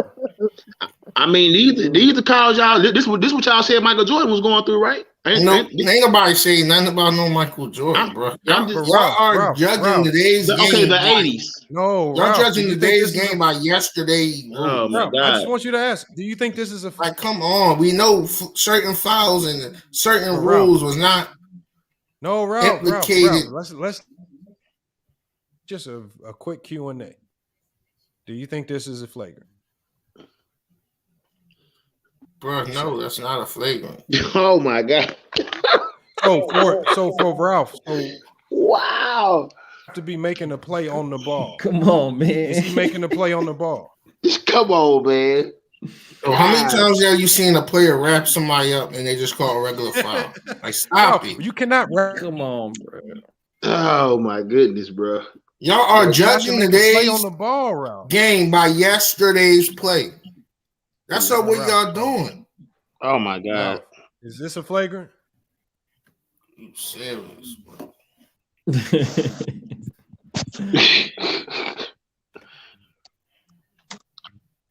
That's not even going for the block. And if you're not making a play on the ball, that's automatically a flagrant. Yep. So Ralph, if this is thank you, flagrants was lenient. Like y'all are drawing and know what Ralph y'all doing. knows that all of these are flagrants, yet none of them were called flagrant. Thank you. Listen to the people in the chat. There were more lenient to certain calls back then. Do you understand the topic of the conversation, brother? No. Do you understand the context of the game? No. Oh my God. Okay. That's what you're not understanding. Okay, you're very emotional right now. Calm down, my man. I think that's a little cap though. What y'all coming with? Though. That's a little misleading. They are not. Y'all judging. And I'm gonna tell you why it's a tad bit misleading. Oh because my God. if you Google it, well, hold on. I'm gonna tell you why it's a little bit misleading. Because if you Google the word flagrant foul, it's unnecessary contact committed by a player. That's not unnecessary. Y'all said it's not a basketball play. That's not a flagrant foul. A flagrant foul is unnecessary contact committed by a player against an opponent. That's what a flagrant foul is. It ain't got nothing to do with no basketball play. That bullshit y'all coming with. That's a lie.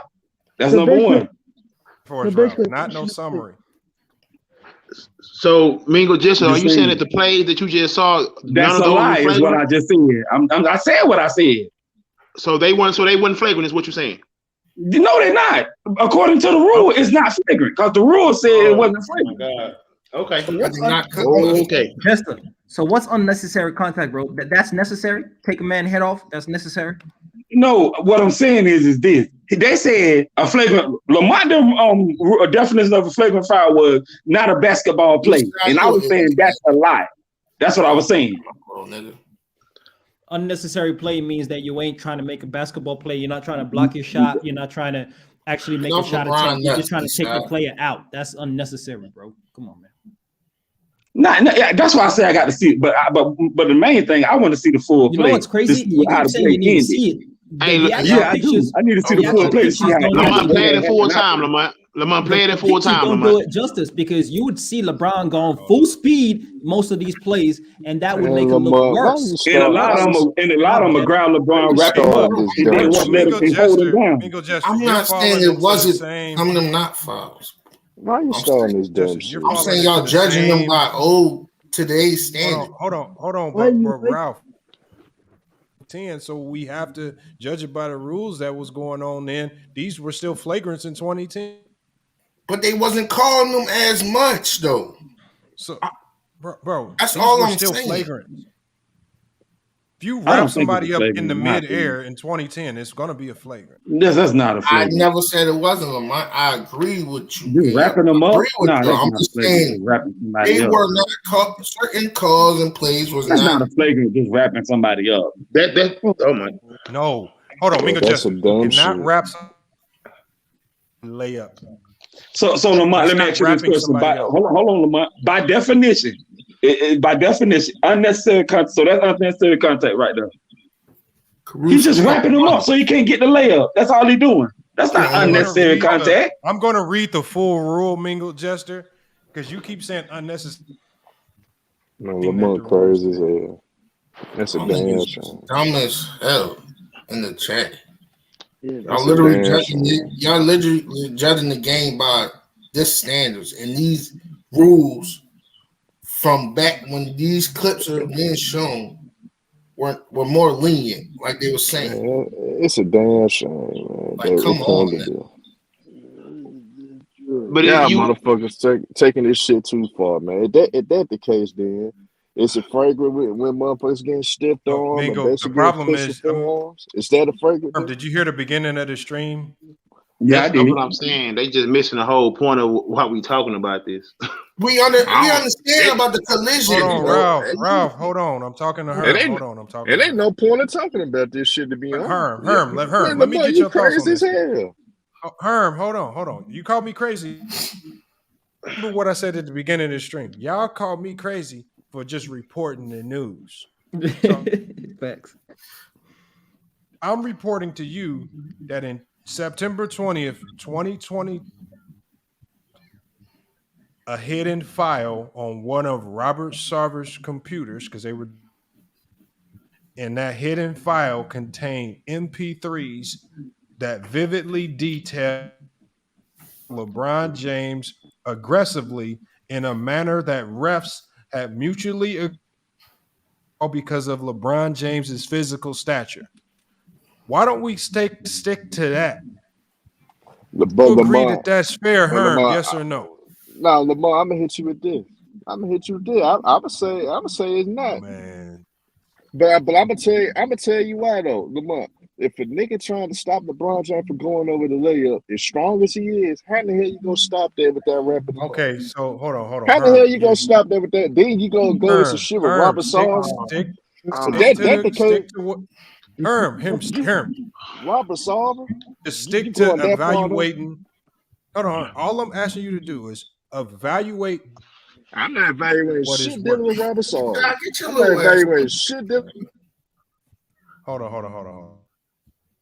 Tantrum right now. Yeah, man. All I'm asking is that you evaluate this statement is worth. You are ranting because you have this emotional affinity for hating on just separating LeBron from it. Exactly. And just evaluating the statement. So Herm, all I'm asking, let's use another name. We can put any other name in here for LeBron James. If this was a voice recorded MP3 file that vividly detailed how to purposely foul Ja Morant aggressively in a manner that refs have mutually agreed Ja Morant's physical stature, or you can use Zion Williamson. Would that be fair? A collusive disadvantage towards one player. Like I said, he's not seeing the big picture. So we're going to pretend for Herm that we're going to tell us who your favorite players. We're going to insert that name because the name of the player is irrelevant. It's be discussing. You're doing all this crying for LeBron, but you have not given any ether towards any been identified by initial.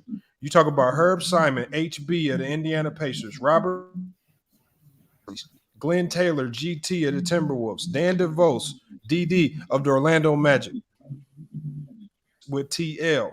And then it said, make sure to exclude would be Mickey Arison and Nick Arison. Come on, y'all. So when the investigation started, Lamar. All this is alleged, brother. All this is alleged right now. No, because he rolling with it. So when the investigation started for this investigation shit started when about. the NBA was investigating Robert Sarver. This file was just found on September 20th, 2022. Okay, why it just now coming out then? 2 Why days later after out? this file was found.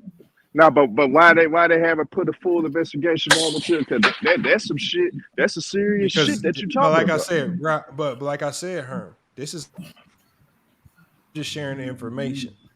I'm just sharing. Like I said, this is not even a publicized story. I'm just saying it's found to be true. All right, if that the case, then the shit is dumb. Like I said, the shit's stupid. Somebody call me. You catfishing, how man? What is catfishing, man? You, Ralph? Yeah, man. No, I won't, Ralph. I won't, Ralph. Everybody's saying my mic is terrible. I don't know what to do with.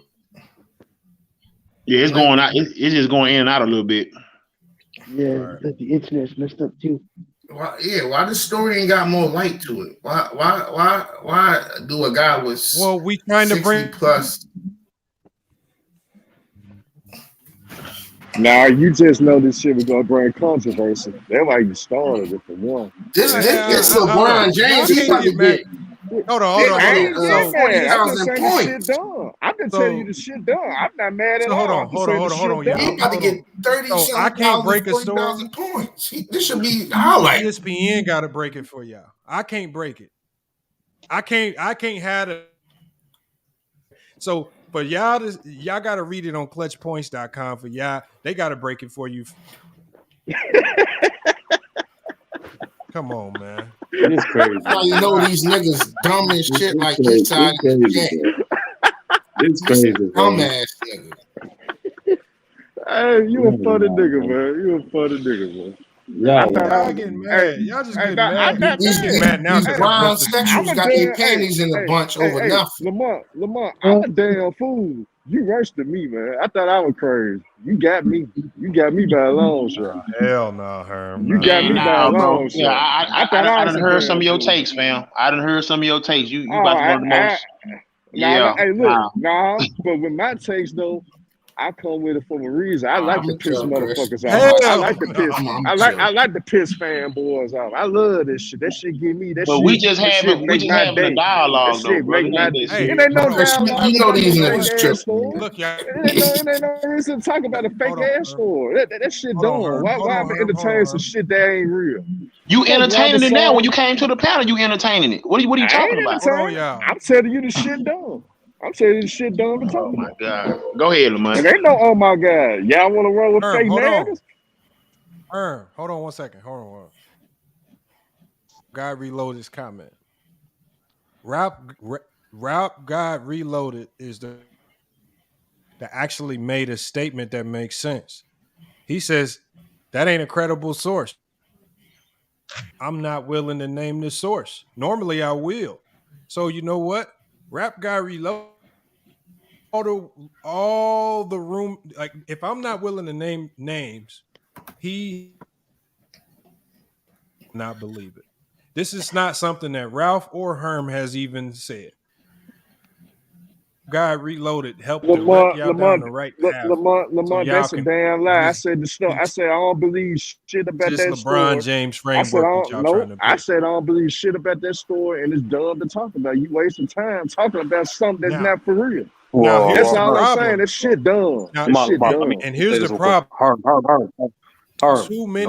It's No too one. many coincidences in this information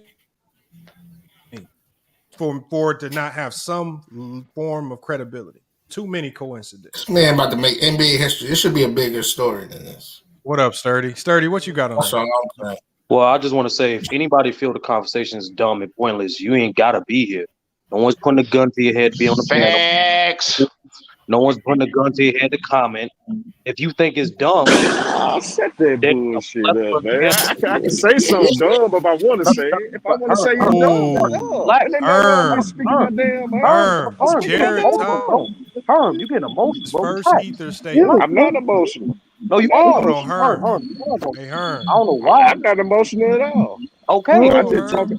Oh, I'm so talking my Herm, shit hold on. though. I just like to talk my Herm, shit. Y'all taking being me feminine. serious. Herm, Y'all you're being making feminine. it bigger than Hold on, me. Herm, you're being feminine right now, Herm. You're being feminine. It ain't shit. It ain't shit feminine about me. It ain't shit You gotta feminine hold about me, on. man. Herm, you're I'm a doing it South again. Memphis, Tennessee. Herm, I'm you're a doing South it Memphis, again. Tennessee. It It's ain't like a shit. It ain't female. shit It's soft like a about me. female. You Hold on, interrupted let me me. mute So him. I I'm can gonna mute interrupt him. you. I'm gonna mute him. That's I'm fine. gonna keep interrupting. Because Herm, if you I want to want you resort to to feminine tactics for no reason, bro, if you don't Herm, like I the want you story, to you don't have address to be. Jared Thomas. Me and Jared disagree with a lot of stuff. But Jared don't have a problem with sources that go at LeBron. So if Facts. that went at LeBron, you And be here all for the bullshit. no, I won't, cause I don't entertain everything. See, Herm, no one's Lamont. making you talk. No, Herm, no hold one's on, making hold you on. talk. Yes, you This do entertain the Herm, no bullshit. hold one's on, making you Stern. talk. No, hold Herm, on, no one's Stern. making Hold you on, talk. hold on. Herm, no, I Lamont was giving said my the take and statement. you interrupted me like a Nah, but Yeah, I'm you female. saying to ever you. Like a Hey, but female, bro. no, Relax. I'm not. I'm just telling You you. niggas, you're I just doing it right now. responded to You're literally Jared. doing it right I now. just all right, responded You're to doing it Jared. right now. You're I doing it just off right and you now. can responded to respond. No, Jared. you're doing it right now. Let me I didn't I'm say just Go ahead. responding to I didn't say your Jared. name at all, but just like hit I dog. responded to It is Jared. what it is, bro. You're I doing it right now, responded. bro. Even now, you're All like, right, come on, bro. hold on. Shit. He wasn't gonna stop. He wasn't gonna I stop. know I you had to was put him in the an backstage. agent of chaos. Now I said your name.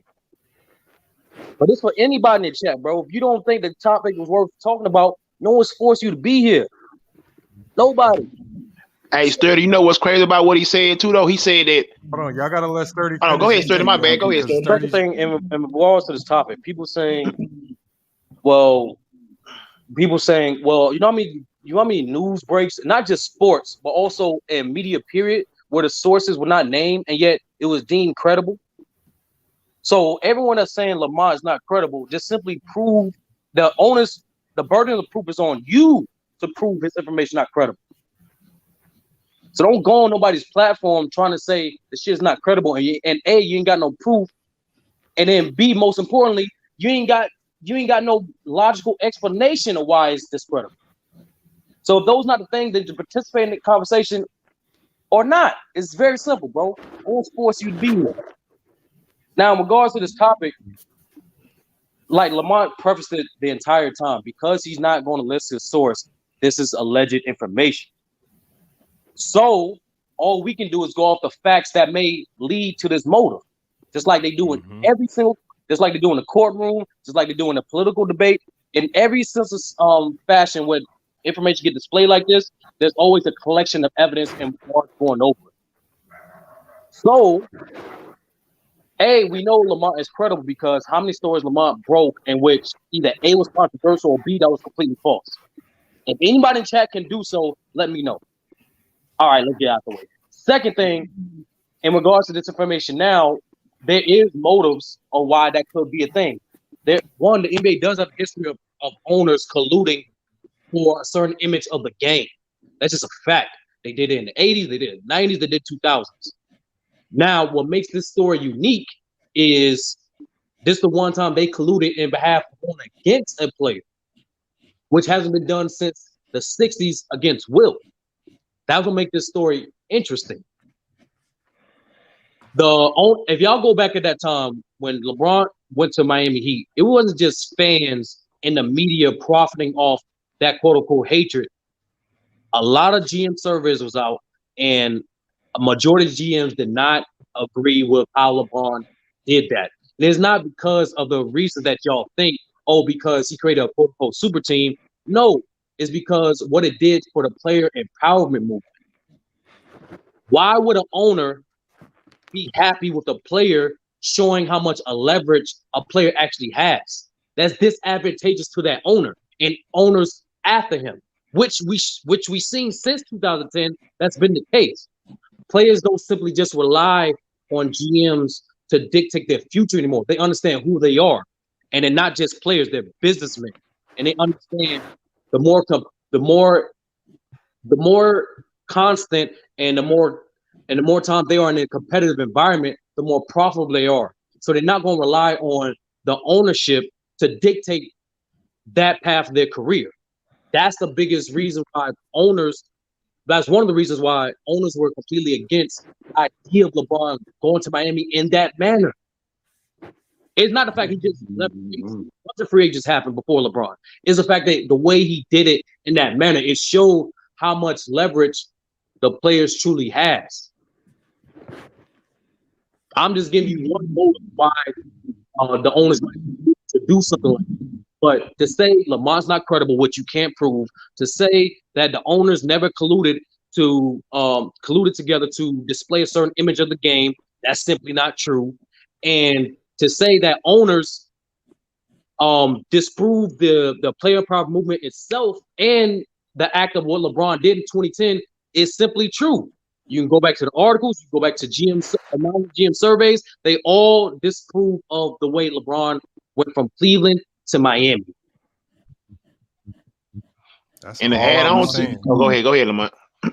Man, my whole thing was saying was we all know that there was a vindictive attitude towards LeBron when he made that move, and then all of a sudden, all of these weird narratives start getting pushed to fans, and it was at that time where you start hearing fans push these weird narratives like players shouldn't change teams and not being loyal and all this weird stuff, and you can't be the GOAT if you change teams. Weird narratives, man. And to act like that, we don't talk about arbitrary things every day. Like we'll say what this team in the 80s would do if they played against the Warriors. We talk about shit like that all the time. It don't have so just because it can't happen don't mean we don't talk about it. So like to even say that shit doesn't make any sense. This is what we do on sports shows. We talk about a whole bunch of hypotheticals. But this one relative to what Lamont has told us, it definitely could have some credence to it. That's all we saying. That's it. It could have some credence to sit up there and blind and say, nah, I can't see this shit happening. We know everybody who I'm seeing say this shit, say the weirdest shit about LeBron to begin with. Y'all not slick. It's not like, oh my God, I'm surprised to see that you're the one who's against what's being said. Like, so it's not This shit ain't that hard, man. It's like it could have some credence to it. That's it, man. It ain't And I that gotta serious. say this, man. It's If not this even is about true, LeBron James. if this is true, this is one of the biggest stories in NBA history, man. Like this is a No, it ain't huge the story. gambling scandal with Tim Donaghy and the This is referee. When okay. he Right next to exposed, that. Right when he next to that. exposed everything, nobody didn't believe Tim Donaghy. Nobody didn't believe his ass when he exposed everything. He exposed everything. They still didn't run with what he said. So why you find it so hard to believe this if corruption is being exposed already in the But NBA? first of all, I don't trust no motherfucker Robert Sarver that point blank lied and say that he wasn't racist and said that he didn't do those derogatory things to women. He lied about this shit. So Yeah, I don't anything with think him, Lamont said that he created that document. I don't think he said that he created that. He was just one of the guys that received That the had it. document. Yeah, they Exactly. found it. They found it in his possession. Exactly. all It right, shows that many with the owners And the spotlight received only it. that reason they found it is because they were doing a deep investigation on him for the racism and how he treated women. Right? but Like what a I'm lot of people saying, think that his investigation was just talking to a few people. No, they was digging through emails, conversations. They was crossing their T's, dotting their I's, and then they stumbled into this. It's so, dude, to me that remember ESPN had came out with a show and said they predicted based on their sources that Robert Sarver would get suspended or removed from the league around December. Yet it was alleged that this information was found on September 20th. Robert Sarver was banned from the NBA 2 days after that. And remember, Robert Sarver's the one. I want y'all to remember when it happened to him, Robert Sarver's the one that also came out and said it's a lot of owners trying to act like they clean, and he had a whole bunch of information on them. you remember Donald Sterling said the same shit. So are they not credible? I ain't saying they're credible, but I'm not saying they are not. Because we not behind the scene. We don't know what's going on. But Remember, what I'm you even saying, said yourself, people didn't even believe Tim Donaghy, and he was found guilty of doing some of these things. he was guilty of all this shit. So if He people was didn't guilty of believe him and everything. he was trying to tell y'all was corruption going on, then I know y'all for damn sure ain't gonna believe me. If y'all didn't believe Tim Donaghy. So And before anybody getting any more emotional later on the stream, bro, it don't boost nor is it negative against LeBron. Same thing for Jordan. Same thing for any player in which the rules change while they play. It's just a condition, bro. That's it. So that's it. So when Lamont titles this video a certain way, when you hear player rules, it's instantly in your mind. You think of the Jordan rules. So it's just a catchy way to cultivate people in. It's not literal. It's y'all. It's just people are funny, bro. This what LeBron. This what That's the LeBron. first thing I said. This what That's the LeBron first fans thing and I LeBron said. haters. Right or wrong, Lamar. Well, no, This sturdy. what LeBron fans and LeBron haters. This don't. Sturdy. The LeBron rules, that This LeBron. statement is kind of literal because they say that the file name was the LeBron rule.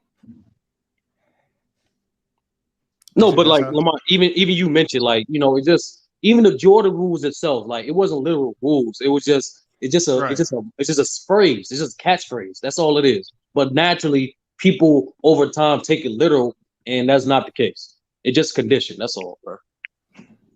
So it was more of a strategy than actual rules, right? Well, yeah, I Jordan detailed rules were actual rules. It was just a strategy. That's all. Yeah, the Jordan rules was actually a real defensive strategy. It wasn't just hack Jordan. This right here is just basically saying this included hands to the face, pulling from the shoulders, clothesline techniques, pushes to the back on pick and rolls and drives, and it also says how certain referee groups agreed to simply call common fouls on what otherwise would be deemed as flagrant 1 or 2. Remember what Ralph said. This is what Herm was saying. I want to see, or Mingo, I think Mingo was saying, I want to see how the outcome of the play, how it looks afterwards. Did he fall down? Did he get hurt? Y'all don't want to judge the action of the play. Because no, I said that. That's what I said. I corrected. I said Mingo. So if Muggsy Bogues, so basically what they're saying, if Muggsy Bogues clotheslines you it's okay because he's a little guy and it's not going to do much damage. A flagrant foul is a flagrant foul no matter who it comes from. No matter if it does damage or not. It's still a flagrant because it's your act. It's the act of a flagrant that gets you the flagrant, not if it actually did damage. And I think the key point here is the referees. When we talk about the Jordan rules, that's a team, right? I don't think the referees were colluding with the Detroit Pistons. This is the league. This is the owners and the referees coming together and understand that we're going to call this man solely differently, not the league, solely differently. And that's why I would disagree with you, Sturdy, when you say it doesn't elevate LeBron, because if that's the case, and that did happen, and he still went to all these finals and still won all these championships with referees calling the game differently, I feel like that does elevate, just like public perception with the Jordan rules does elevate Jordan too. It ain't just Jordan won 6 titles, but in the 80s, he was going through all these guys. He was getting fouled. He was getting clothesline, still getting buckets. So I think it has a great significance to LeBron's legacy. But in Young Africa, I think that's what people like Herm and Mingo are worried about. They're worried that I'm going to push that narrative, and I haven't said nothing to that degree. They're worried that I'm going to say that. But Young Africa too, let's be honest. People that people that get into narratives like that, people that get into narratives like that are mostly children or people stuck in nostalgia. Like once again, all that stuff, even the way you broke it down and the way it's been advertised, none of that stuff was made for the film. It just simply doesn't. Like conditions players can't control do not elevate them of what they did. They still have to produce. They still have to have this impact on the game. It really don't. And I can't take you serious. No way. You try to tag team me with ticket capping ass. You sitting up there. You roll with any narrative that benefits the Lakers and LeBron. You go roll with any narrative. And when I saw you tag team with ticket, I was like, boy, the world for the end. I was gonna say the world for the end. Nah, calling out your hypocrisy. That's all. Yo, what up, bro? You and Ticket full of shit. Both of y'all niggas full of shit. I don't take you serious. Hold on, who is that? Hold on, before we go, hold on, because I know HBCU mom is in here. She hasn't had her take, and I want to hear True the King as well. HBCU mom's been waiting. I want to hear her thoughts on this. Appreciate you joining, man. What you got on this? You know, I really love y'all channel. I love this channel because I love hearing y'all argue about sports. I'm doing my homework, getting my damn life, listening to y'all. This is my opinion, so please nobody attack me for this. I can believe it. I mean, I can believe it. If they're finding, they finding hidden files in the White House and hidden tapes, I can believe it. Now, my question is, why are they threatened by him? That's the first, I guess you said that's the first question. I have a series of questions. Why are they so threatened by LeBron? Number two, I remember hearing somebody say on, I forgot what one of them shows, how they do not like records that have been sitting for a while. They don't like records to be broken. Why is that? And number three, I mean, I'm looking at the stuff that's going on now with Deion Sanders jumping. What is the thing about people leaving to, I guess, I don't want to say advance themselves, but he couldn't get a ring when he was with Cleveland, so he went and put himself in a position to get a ring with Miami. What's the deal with it? All right, to answer your recent question, is because a lot of people can only relate to that amount of restriction and struggle. In life, you have to move to get ahead. That's just how it is. But what people like to do, they like to pick and choose different microcosms they take from sports and apply it to their own belief. So because most people associate their favorite player with a franchise, they believe you have to be loyal. When in reality, that's not how life works, and that's definitely how not sports work. You have to move. If you're in a condition that's not progressive for you and your goals, you have to move and adapt. That's just life. And then is that just basketball? Is that just basketball? Because I'm asking that because my favorite quarterback is I'm a Peyton Manning fan. I just love the whole family, the dogs and cats included. When he left Indianapolis and went to Denver, we were still loyal. We just went and bought Denver jerseys and stuff. That doesn't mean that we're not Colts fans. We just gonna be loyal to, I'm not say both teams, but to the player. Is that just a basketball thing, or I mean, I don't see too many football players. I mean, football fans pretty much acting a fool if a person moves. It's a sports thing in general because, like, since you use football, let's use Brady. When Brady left the Patriots, he got a lot of heat for that. A lot of people saying he will never win again. He only won because of Belichick, and so on and so on. And it's only because in sports they believe loyalty matters. In reality, it just don't. It's an illusion. It's just a marketing scheme. That obviously is a marketing scheme that was used mostly in the 80s and 90s. Because in the 2000s, people understood, we have to, like, majority of the stars was moving. They were cultivating in different other places to increase their chances for money and to win. Now, in regards to your first question, it's because LeBron is a threat. I'm gonna be honest with you. LeBron's a threat to most people's favorite player or people that they seem as the GOAT. It's even worse thing, he don't have as many as glaring flaws as their favorite player. There's not that many negative connotations associated with LeBron besides being a Democrat or some other stuff like that.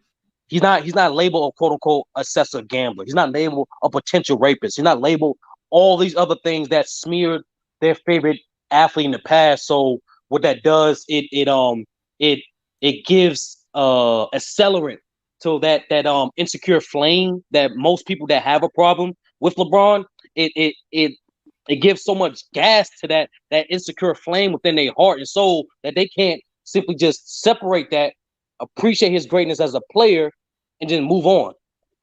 So yeah, and I see, that's the thing. My coworker, he is like a LeBron James enthusiast. It's just LeBron James. And like I said, I mean, it's like, I mean, I'm not gonna say everybody can't be the GOAT, but I mean, can the man just get?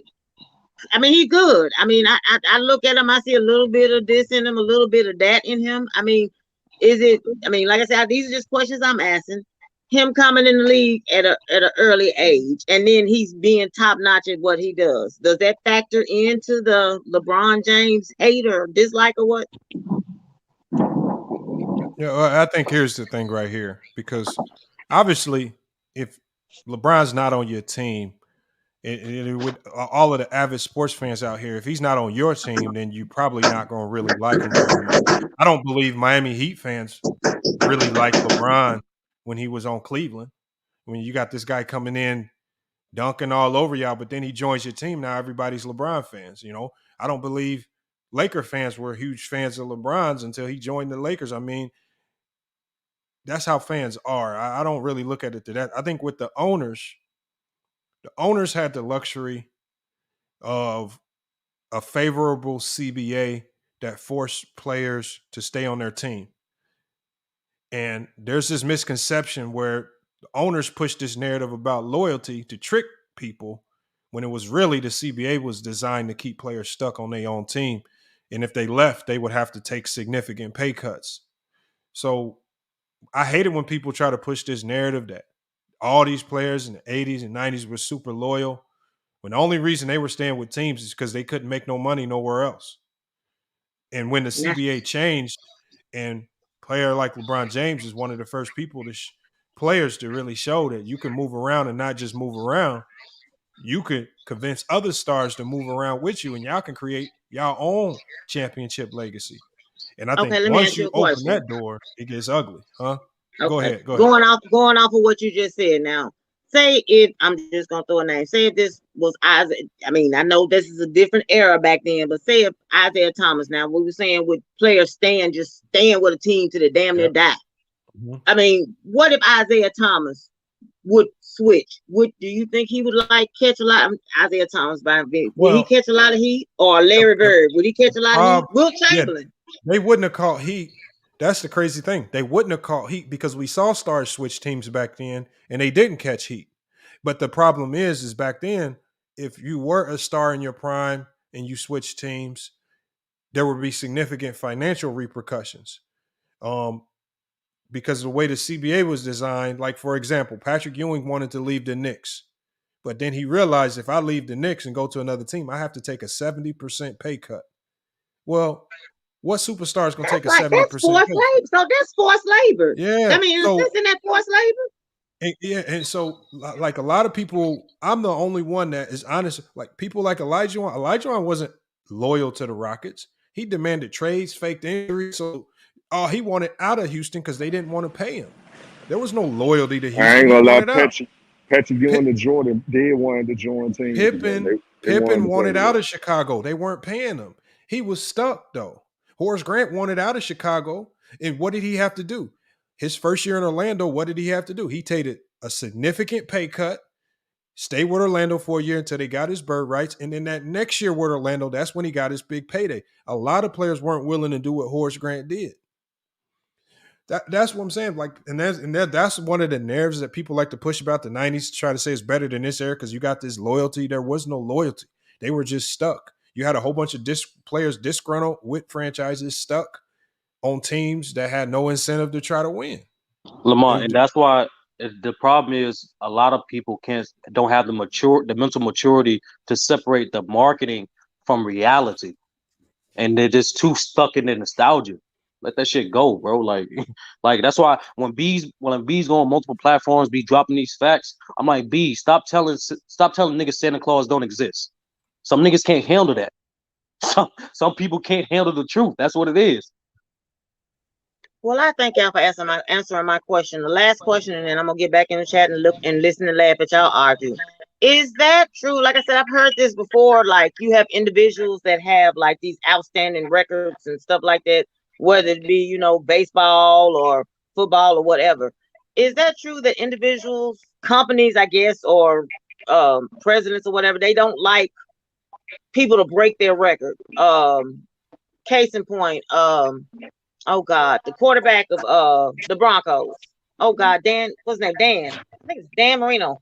It's John Elway. I think Peyton Manning was going to get ready and break his record, and it's like they prevented him from breaking the record. Is that a true thing?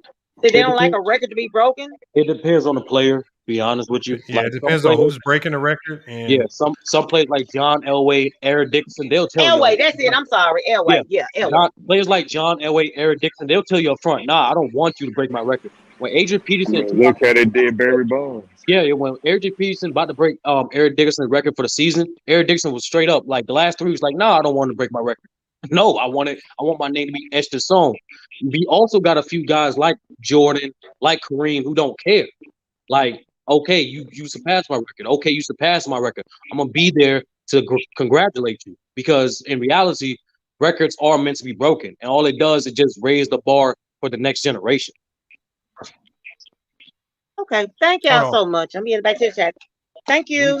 We had and thanks for coming up, HBCU. So this guy says, King Davis says, Kobe, 20 years, one team, loyalty. Can't say that about LeBron. Hey, King David, I want you to think back to 2007. Didn't Kobe Bryant demand a trade because he wasn't getting what he wanted out of the Lakers? See, Kobe Bryant just basically forced the Lakers' hand. Y'all gonna do it my way or I'm out. So he just forced the Lakers to do things his way. So let's not act like he had all of this loyalty because the Lakers could have very well just traded him when he demanded a trade. So if you demand a trade, that's not loyalty. And Lamont is saying it nice. I'm saying it to y'all. I'm saying y'all Kobe fans bluntly, bro. He was a player. He's not an owner. He's not a GM. He was a player. He don't control what franchise he drafted to. He don't control what trades he drafted to. He don't control what players play on the same team as him. But what he did as a player, like many other great players, was leverage his stardom to get front offices to make the proper decisions to improve his chances to win. I guarantee if Kobe Bryant went to the Hornets, he would not have this quote unquote loyal label y'all talking about. He would have played his first 5-7 years, got it there, realized, oh crap, I'm not going to win here, and I'm going to leave. Just like any competent, logical person would. But go ahead, Drew. Salute everybody. What's the what the news that broke out?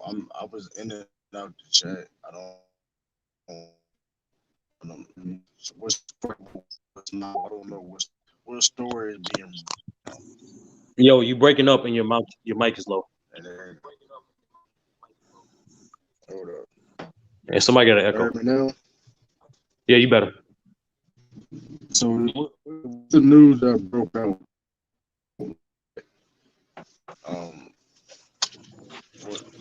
What news broke out? All right, so no news broke out, but Lamar got a source, and basically, while they're still capping off their investigating for Robert Sarver, so one of Lamar's sources, they found somebody got an echo. They found I believe a Windows file, including audio recordings sent to owners in regards to like quote unquote LeBron rules, instructing owners to tell refs to allow certain fouls to be done against LeBron or not be called against LeBron.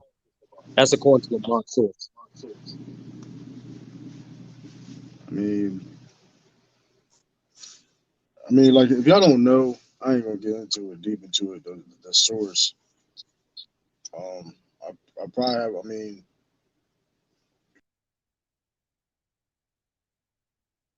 Man, did he cut out?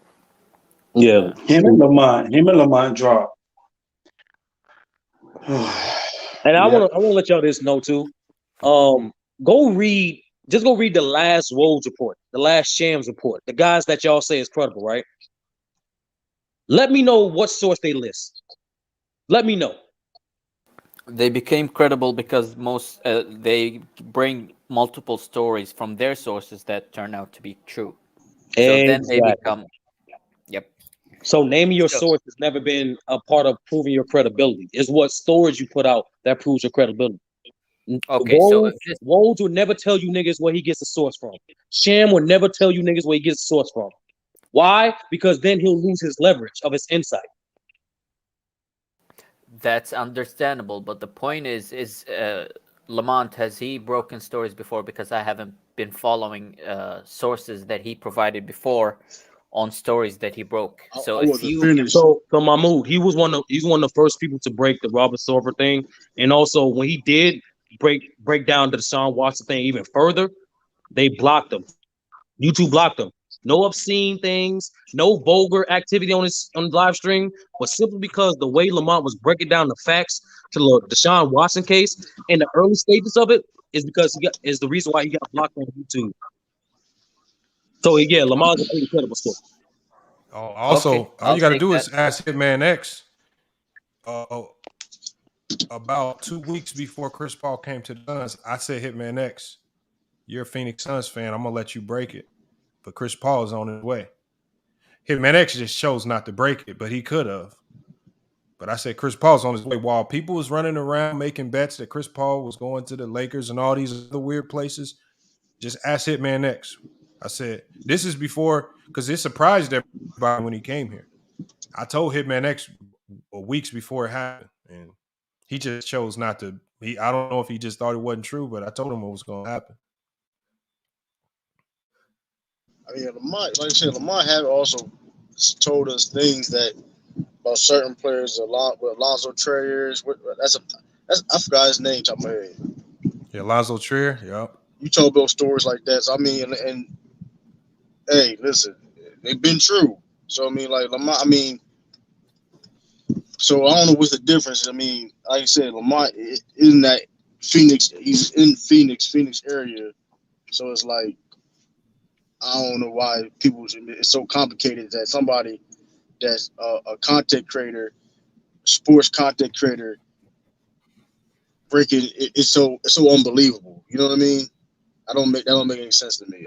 I can tip people off too. The person that gave me this information is a source for other stories that I've actually mentioned.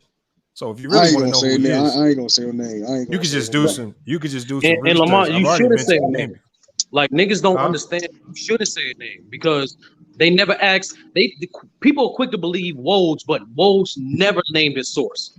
Same thing for Shane. Same thing for Chris Hayes. They never named their source. And that's hey, listen, man. Ain't no journalist gonna give you their source. That's the number one rule of journalism. Never disclose your sources because they're your source of information. If you give them out, they'll never give you any more information. I about to say we don't trust Lamar, but Facts, we Jay sure do trust other Moore. men. Hey, look, I was about to say it though, man. But if anybody, I don't want to get nobody flag. I was about to see how I feel. Hey, listen, man. When you look, when you when the shades are darker on the other side, man. I guess you can't. I don't know, man. It's just. I mean, it's some of them guys like Shane Woj and Adam Schefter and all them. Sometimes, a few times they maybe be capping at times, but y'all still go bleed. You know what I mean? So I don't know, man. Hey, man, I'm not worried about it. If it ultimately breaks, like I said, maybe it takes for people to hear from ESPN or Molly Karam before they believe it.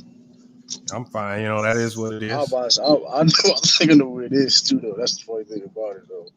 Hold on. He said FYF. LeBron won 66 games in Cleveland. Why leave? Because he was a free agent. One. First of all, King David, if you've ever been to Cleveland, then you would know why he wants to leave Cleveland. It's one of the most desolate, dustiest looking cities I've ever seen. It is. And sorry if you're from Cleveland, but it's the truth. The downtown look raggedy. You know, ain't nothing really nice about Cleveland. It's just clustered up city that don't even look nice. And it's cold. To top everything off, it's cold. You acting like Cleveland or Miami. I mean, come on. It's about your lifestyle too. It's some of these decisions just bigger than you think. LeBron couldn't nobody didn't want to live in Cleveland. That's not like LeBron didn't try to recruit players when they didn't want to come.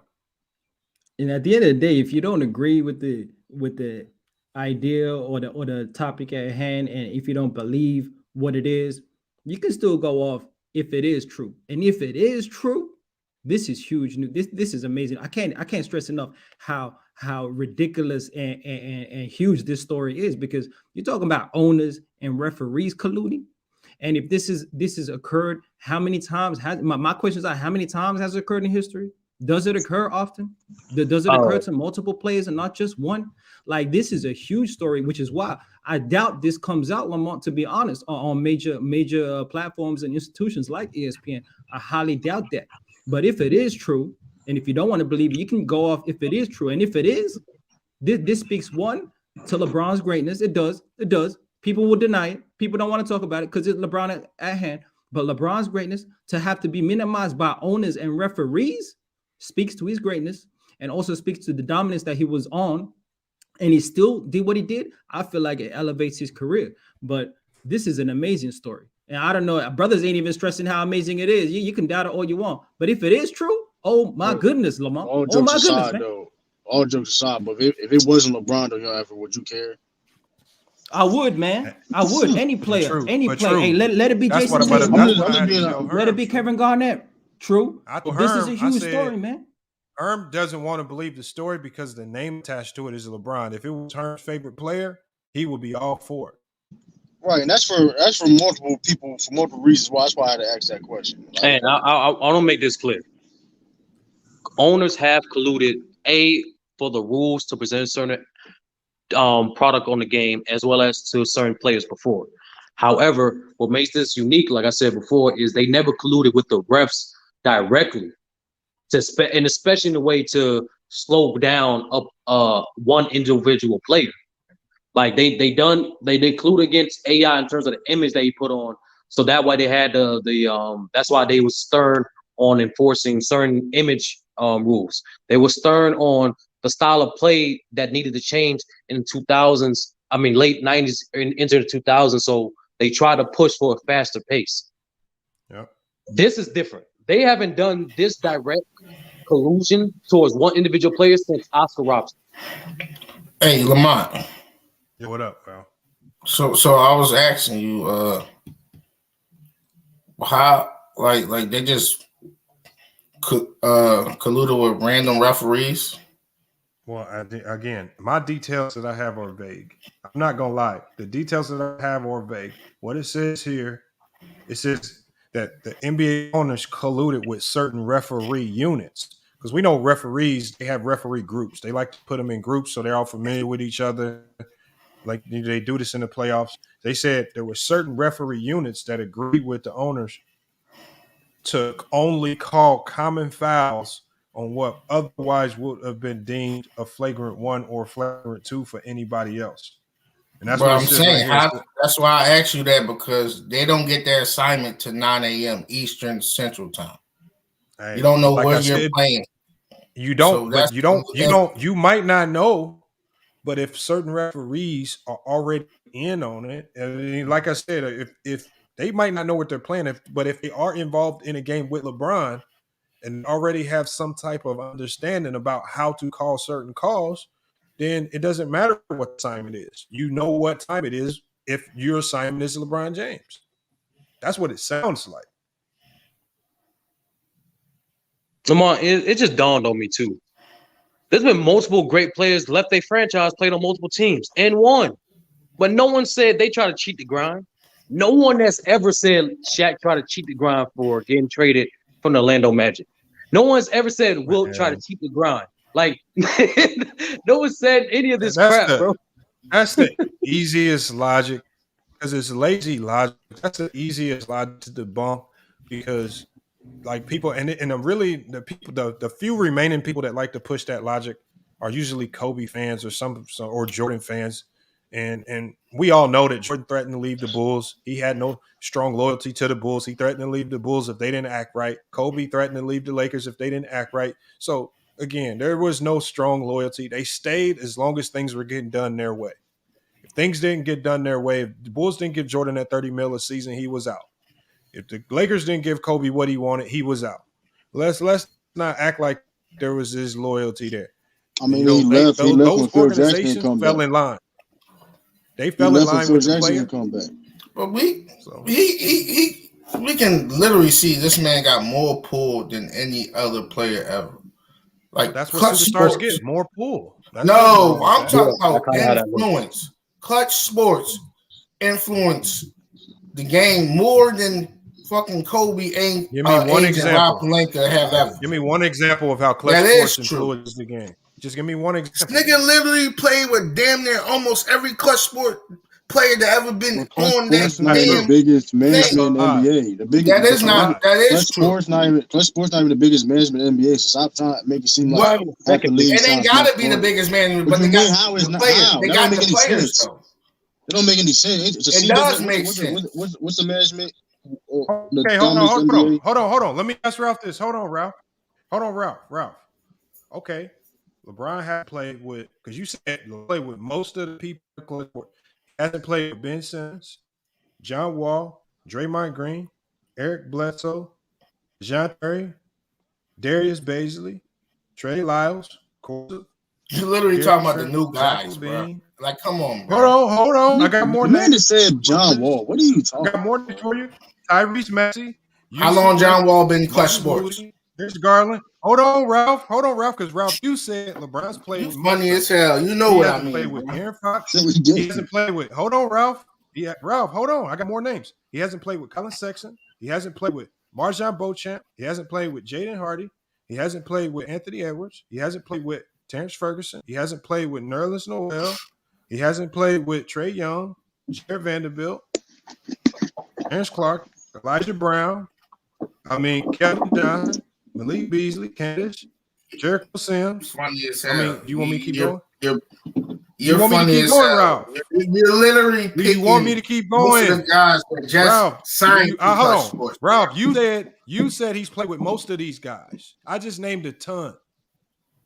Majority of these niggas just signed to What Clutch you're going to Sports do is you're a going to year or tell two me ago. a few Like, guys come on, that are bro. signed to Clutch Sports. But Ralph, Ain't no damn few. Well, Ralph, Do you why did go just to say Clutch he played Sports with all history these of clients, guys? bro? Go to their history. How you do that? What about you do that? why don't you do What that? about you do Okay, that? Ralph, hold on, Ralph. What about you do that? Ralph, I will consider that credible if you can tell me how many players that LeBron has played for under other sports agencies. Because that tells me you've actually done your research. Or are you just Exactly. reading narratives? It's not a narrative. No, Lamont.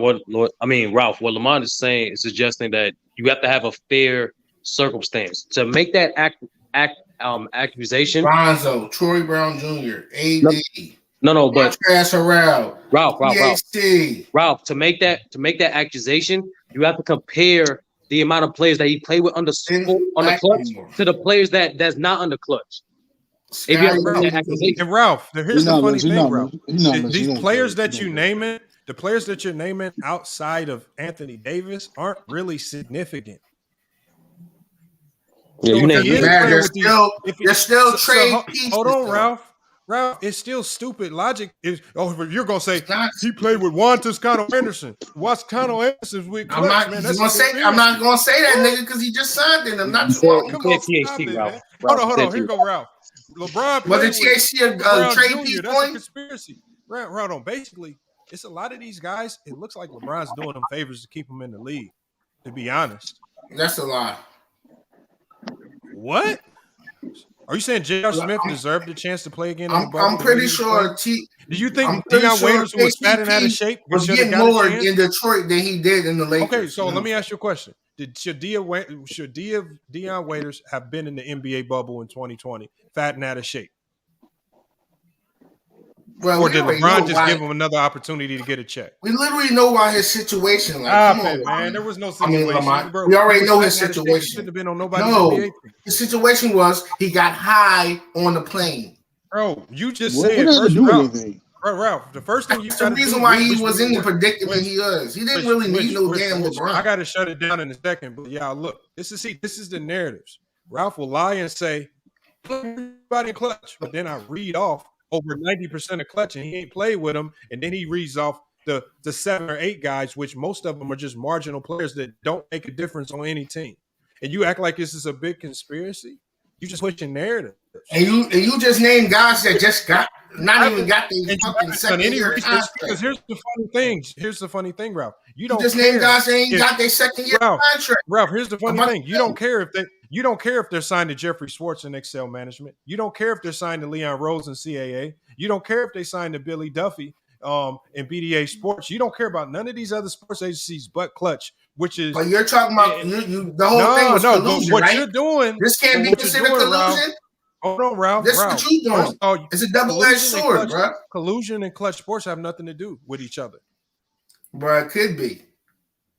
Okay, explain it. Explain it.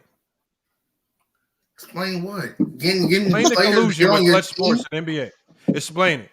It can be. You getting players assigned to the teams that you're assigned to. Look, y'all, I got to end the show. I got to get the basketball. Yeah, because you know you got cooked. You see very well that Ralph don't know what the hell he talking about. No, you don't know what you was talking about. You just got cooked. Ralph, it's cool. I mean, you a good dude, but you just don't know what the hell you talking about. No, I just cooked you.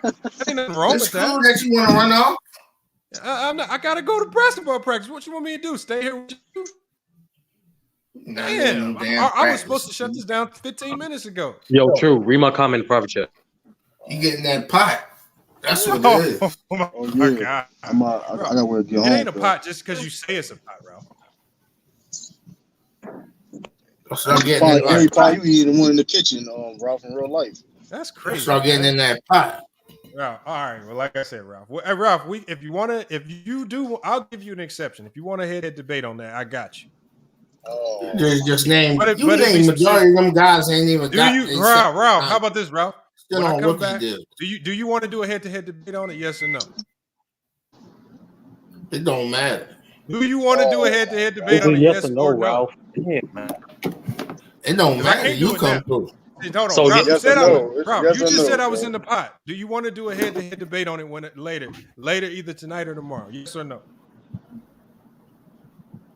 You come through. And you know that I called you out. You can't say yes or no, Ralph. Damn, you cannot say no, Ralph, because your reputation. What's wrong? You gotta say yes, Ralph.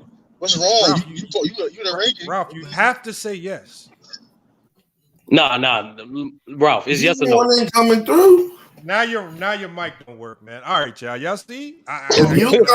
Y'all see what I'm saying? See what I'm saying? I It's a tried. yes or no. It's really yes or no.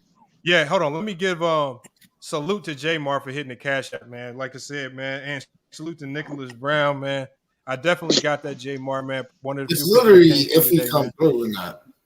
It's a yes or no, Ralph. Well, Ralph, like I said, bro, we don't have to explain Duckman, yes or no Duckman, yeah, that's him. Duckman, yeah, that's him. All right, y'all. Look, I gotta get the basketball practice. I tried to get a debate scheduled. Yeah, I'm trying to get in on the rankings too. Ralph don't want to. Ralph claiming other people ducking, and then he's just gonna duck. Get him off the list. Get him off the list, man. If you don't want to debate, get off the list. We know you're not even gonna come through, so you start a live and then you know I'll come through. Is it yes or no though? It's simple yes or no, Ralph. Is it yes or no? Like, okay, yes, I'll do it if he comes. Hold on, y'all. Look, Ralph, look, y'all. I gotta go, y'all. Look. It's gonna take me 40 minutes to get to campus, and I'm literally if he comes through. I gotta be. Look at the Wheezy Bang. Bang. You know, come on, Ralph, man. Lamar, go handle your business, bro. Ralph not damn, Duckman, yeah, that's him. Go handle your business, Lamar. Man, Ralph, nigga, you a ticket agent, nigga. Everybody even know I don't even. Hey, salute, Ralph, man. Ralph, man, you ain't got to debate me, man. I ain't gonna do that to you, Ralph, man. We good. I ain't gonna light you up like that. That man, that's why. See, man, I knew he wasn't. Hey, look, y'all. Look, Ralph. I want to stay, Ralph. Ralph, I have to go. I gotta get out of here. Got practice. Hey, but look, salute to hit Sturdy, man. Everybody that pulled up, man. I'm gonna be back live.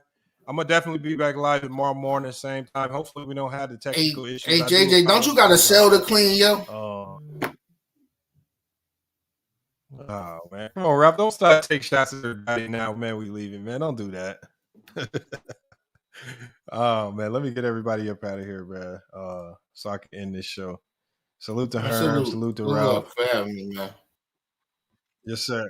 Appreciate you, man.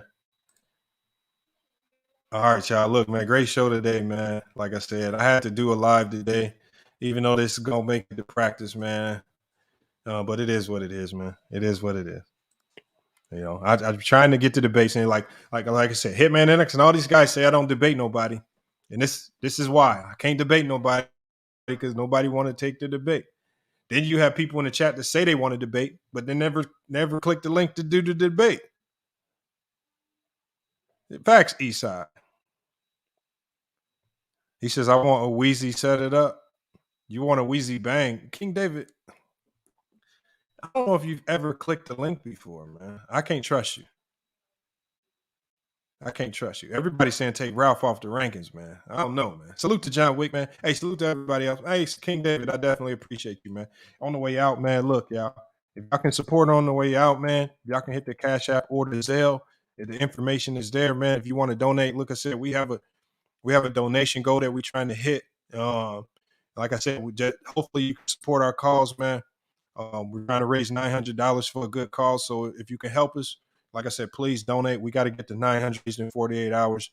Other than that, man, we're going to be back live tomorrow morning, man. I appreciate everybody pulling up. Great stream today, man. We could talk about it a little bit more tomorrow in depth. Tomorrow's going to be more of an open conversation. So hopefully you guys can pull up for that conversation as well. Once again, like I said, the technical difficulties should all be fixed by tomorrow. I absolutely don't know what went wrong today, but it is what it is. FYF Sports, man. Another great podcast episode. We'll be back with more sports and news until then.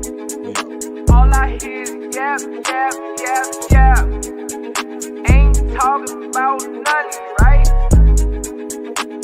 Watch this. We gon' bring that pressure. Just a little FYI, FYF, 20K sub 6 months, what's next? They been hating at first, now they calling us the best. Hit up YouTube, tell them cut the check. Just a FYI, FYF, 20K sub 6 months, what's next? Woo, fuck your feelings, we all know who the real is. I be getting to it, ain't wasting no time. Walking straight in, we ain't waiting in line. Fuck your feelings, you don't care about mine. You a YouTube gangster, don't be yelling out slime. Or you talking LB, talking Ticket TV. Ain't nobody watching them, all the viewers be sleep. 5 years in, all your subs is your friends. Ticket TV, watch the cars again. Just a little FYI, FYF. 20K subs, 6 months, what's next? They been hating at first, now they calling us the best. Hit up YouTube, tell them cut the check. Just a FYI, FYF. 20K subs, 6 months, what's next? Woo! Fuck your feelings. We all know who the really all know. Shop don't close, working 24, trying to make the channel grow. Look at them, pointing fingers, hating on the low. You can't compete with our podcast show. Couldn't make it in the league, so we got on TV. Crying by LeBron like a little baby. You must be crazy, trying to ever play me. Or you super tough until it's time to say cheese. Just a little FYI, FYF. 20K subs, 6 months, what's next? They been hating at first, now they calling us the best. Hit up YouTube, tell them cut the check. Just a FYI, FYF. 20K subs, 6 months, what's next? Woo! Fuck your feelings. We all know who the real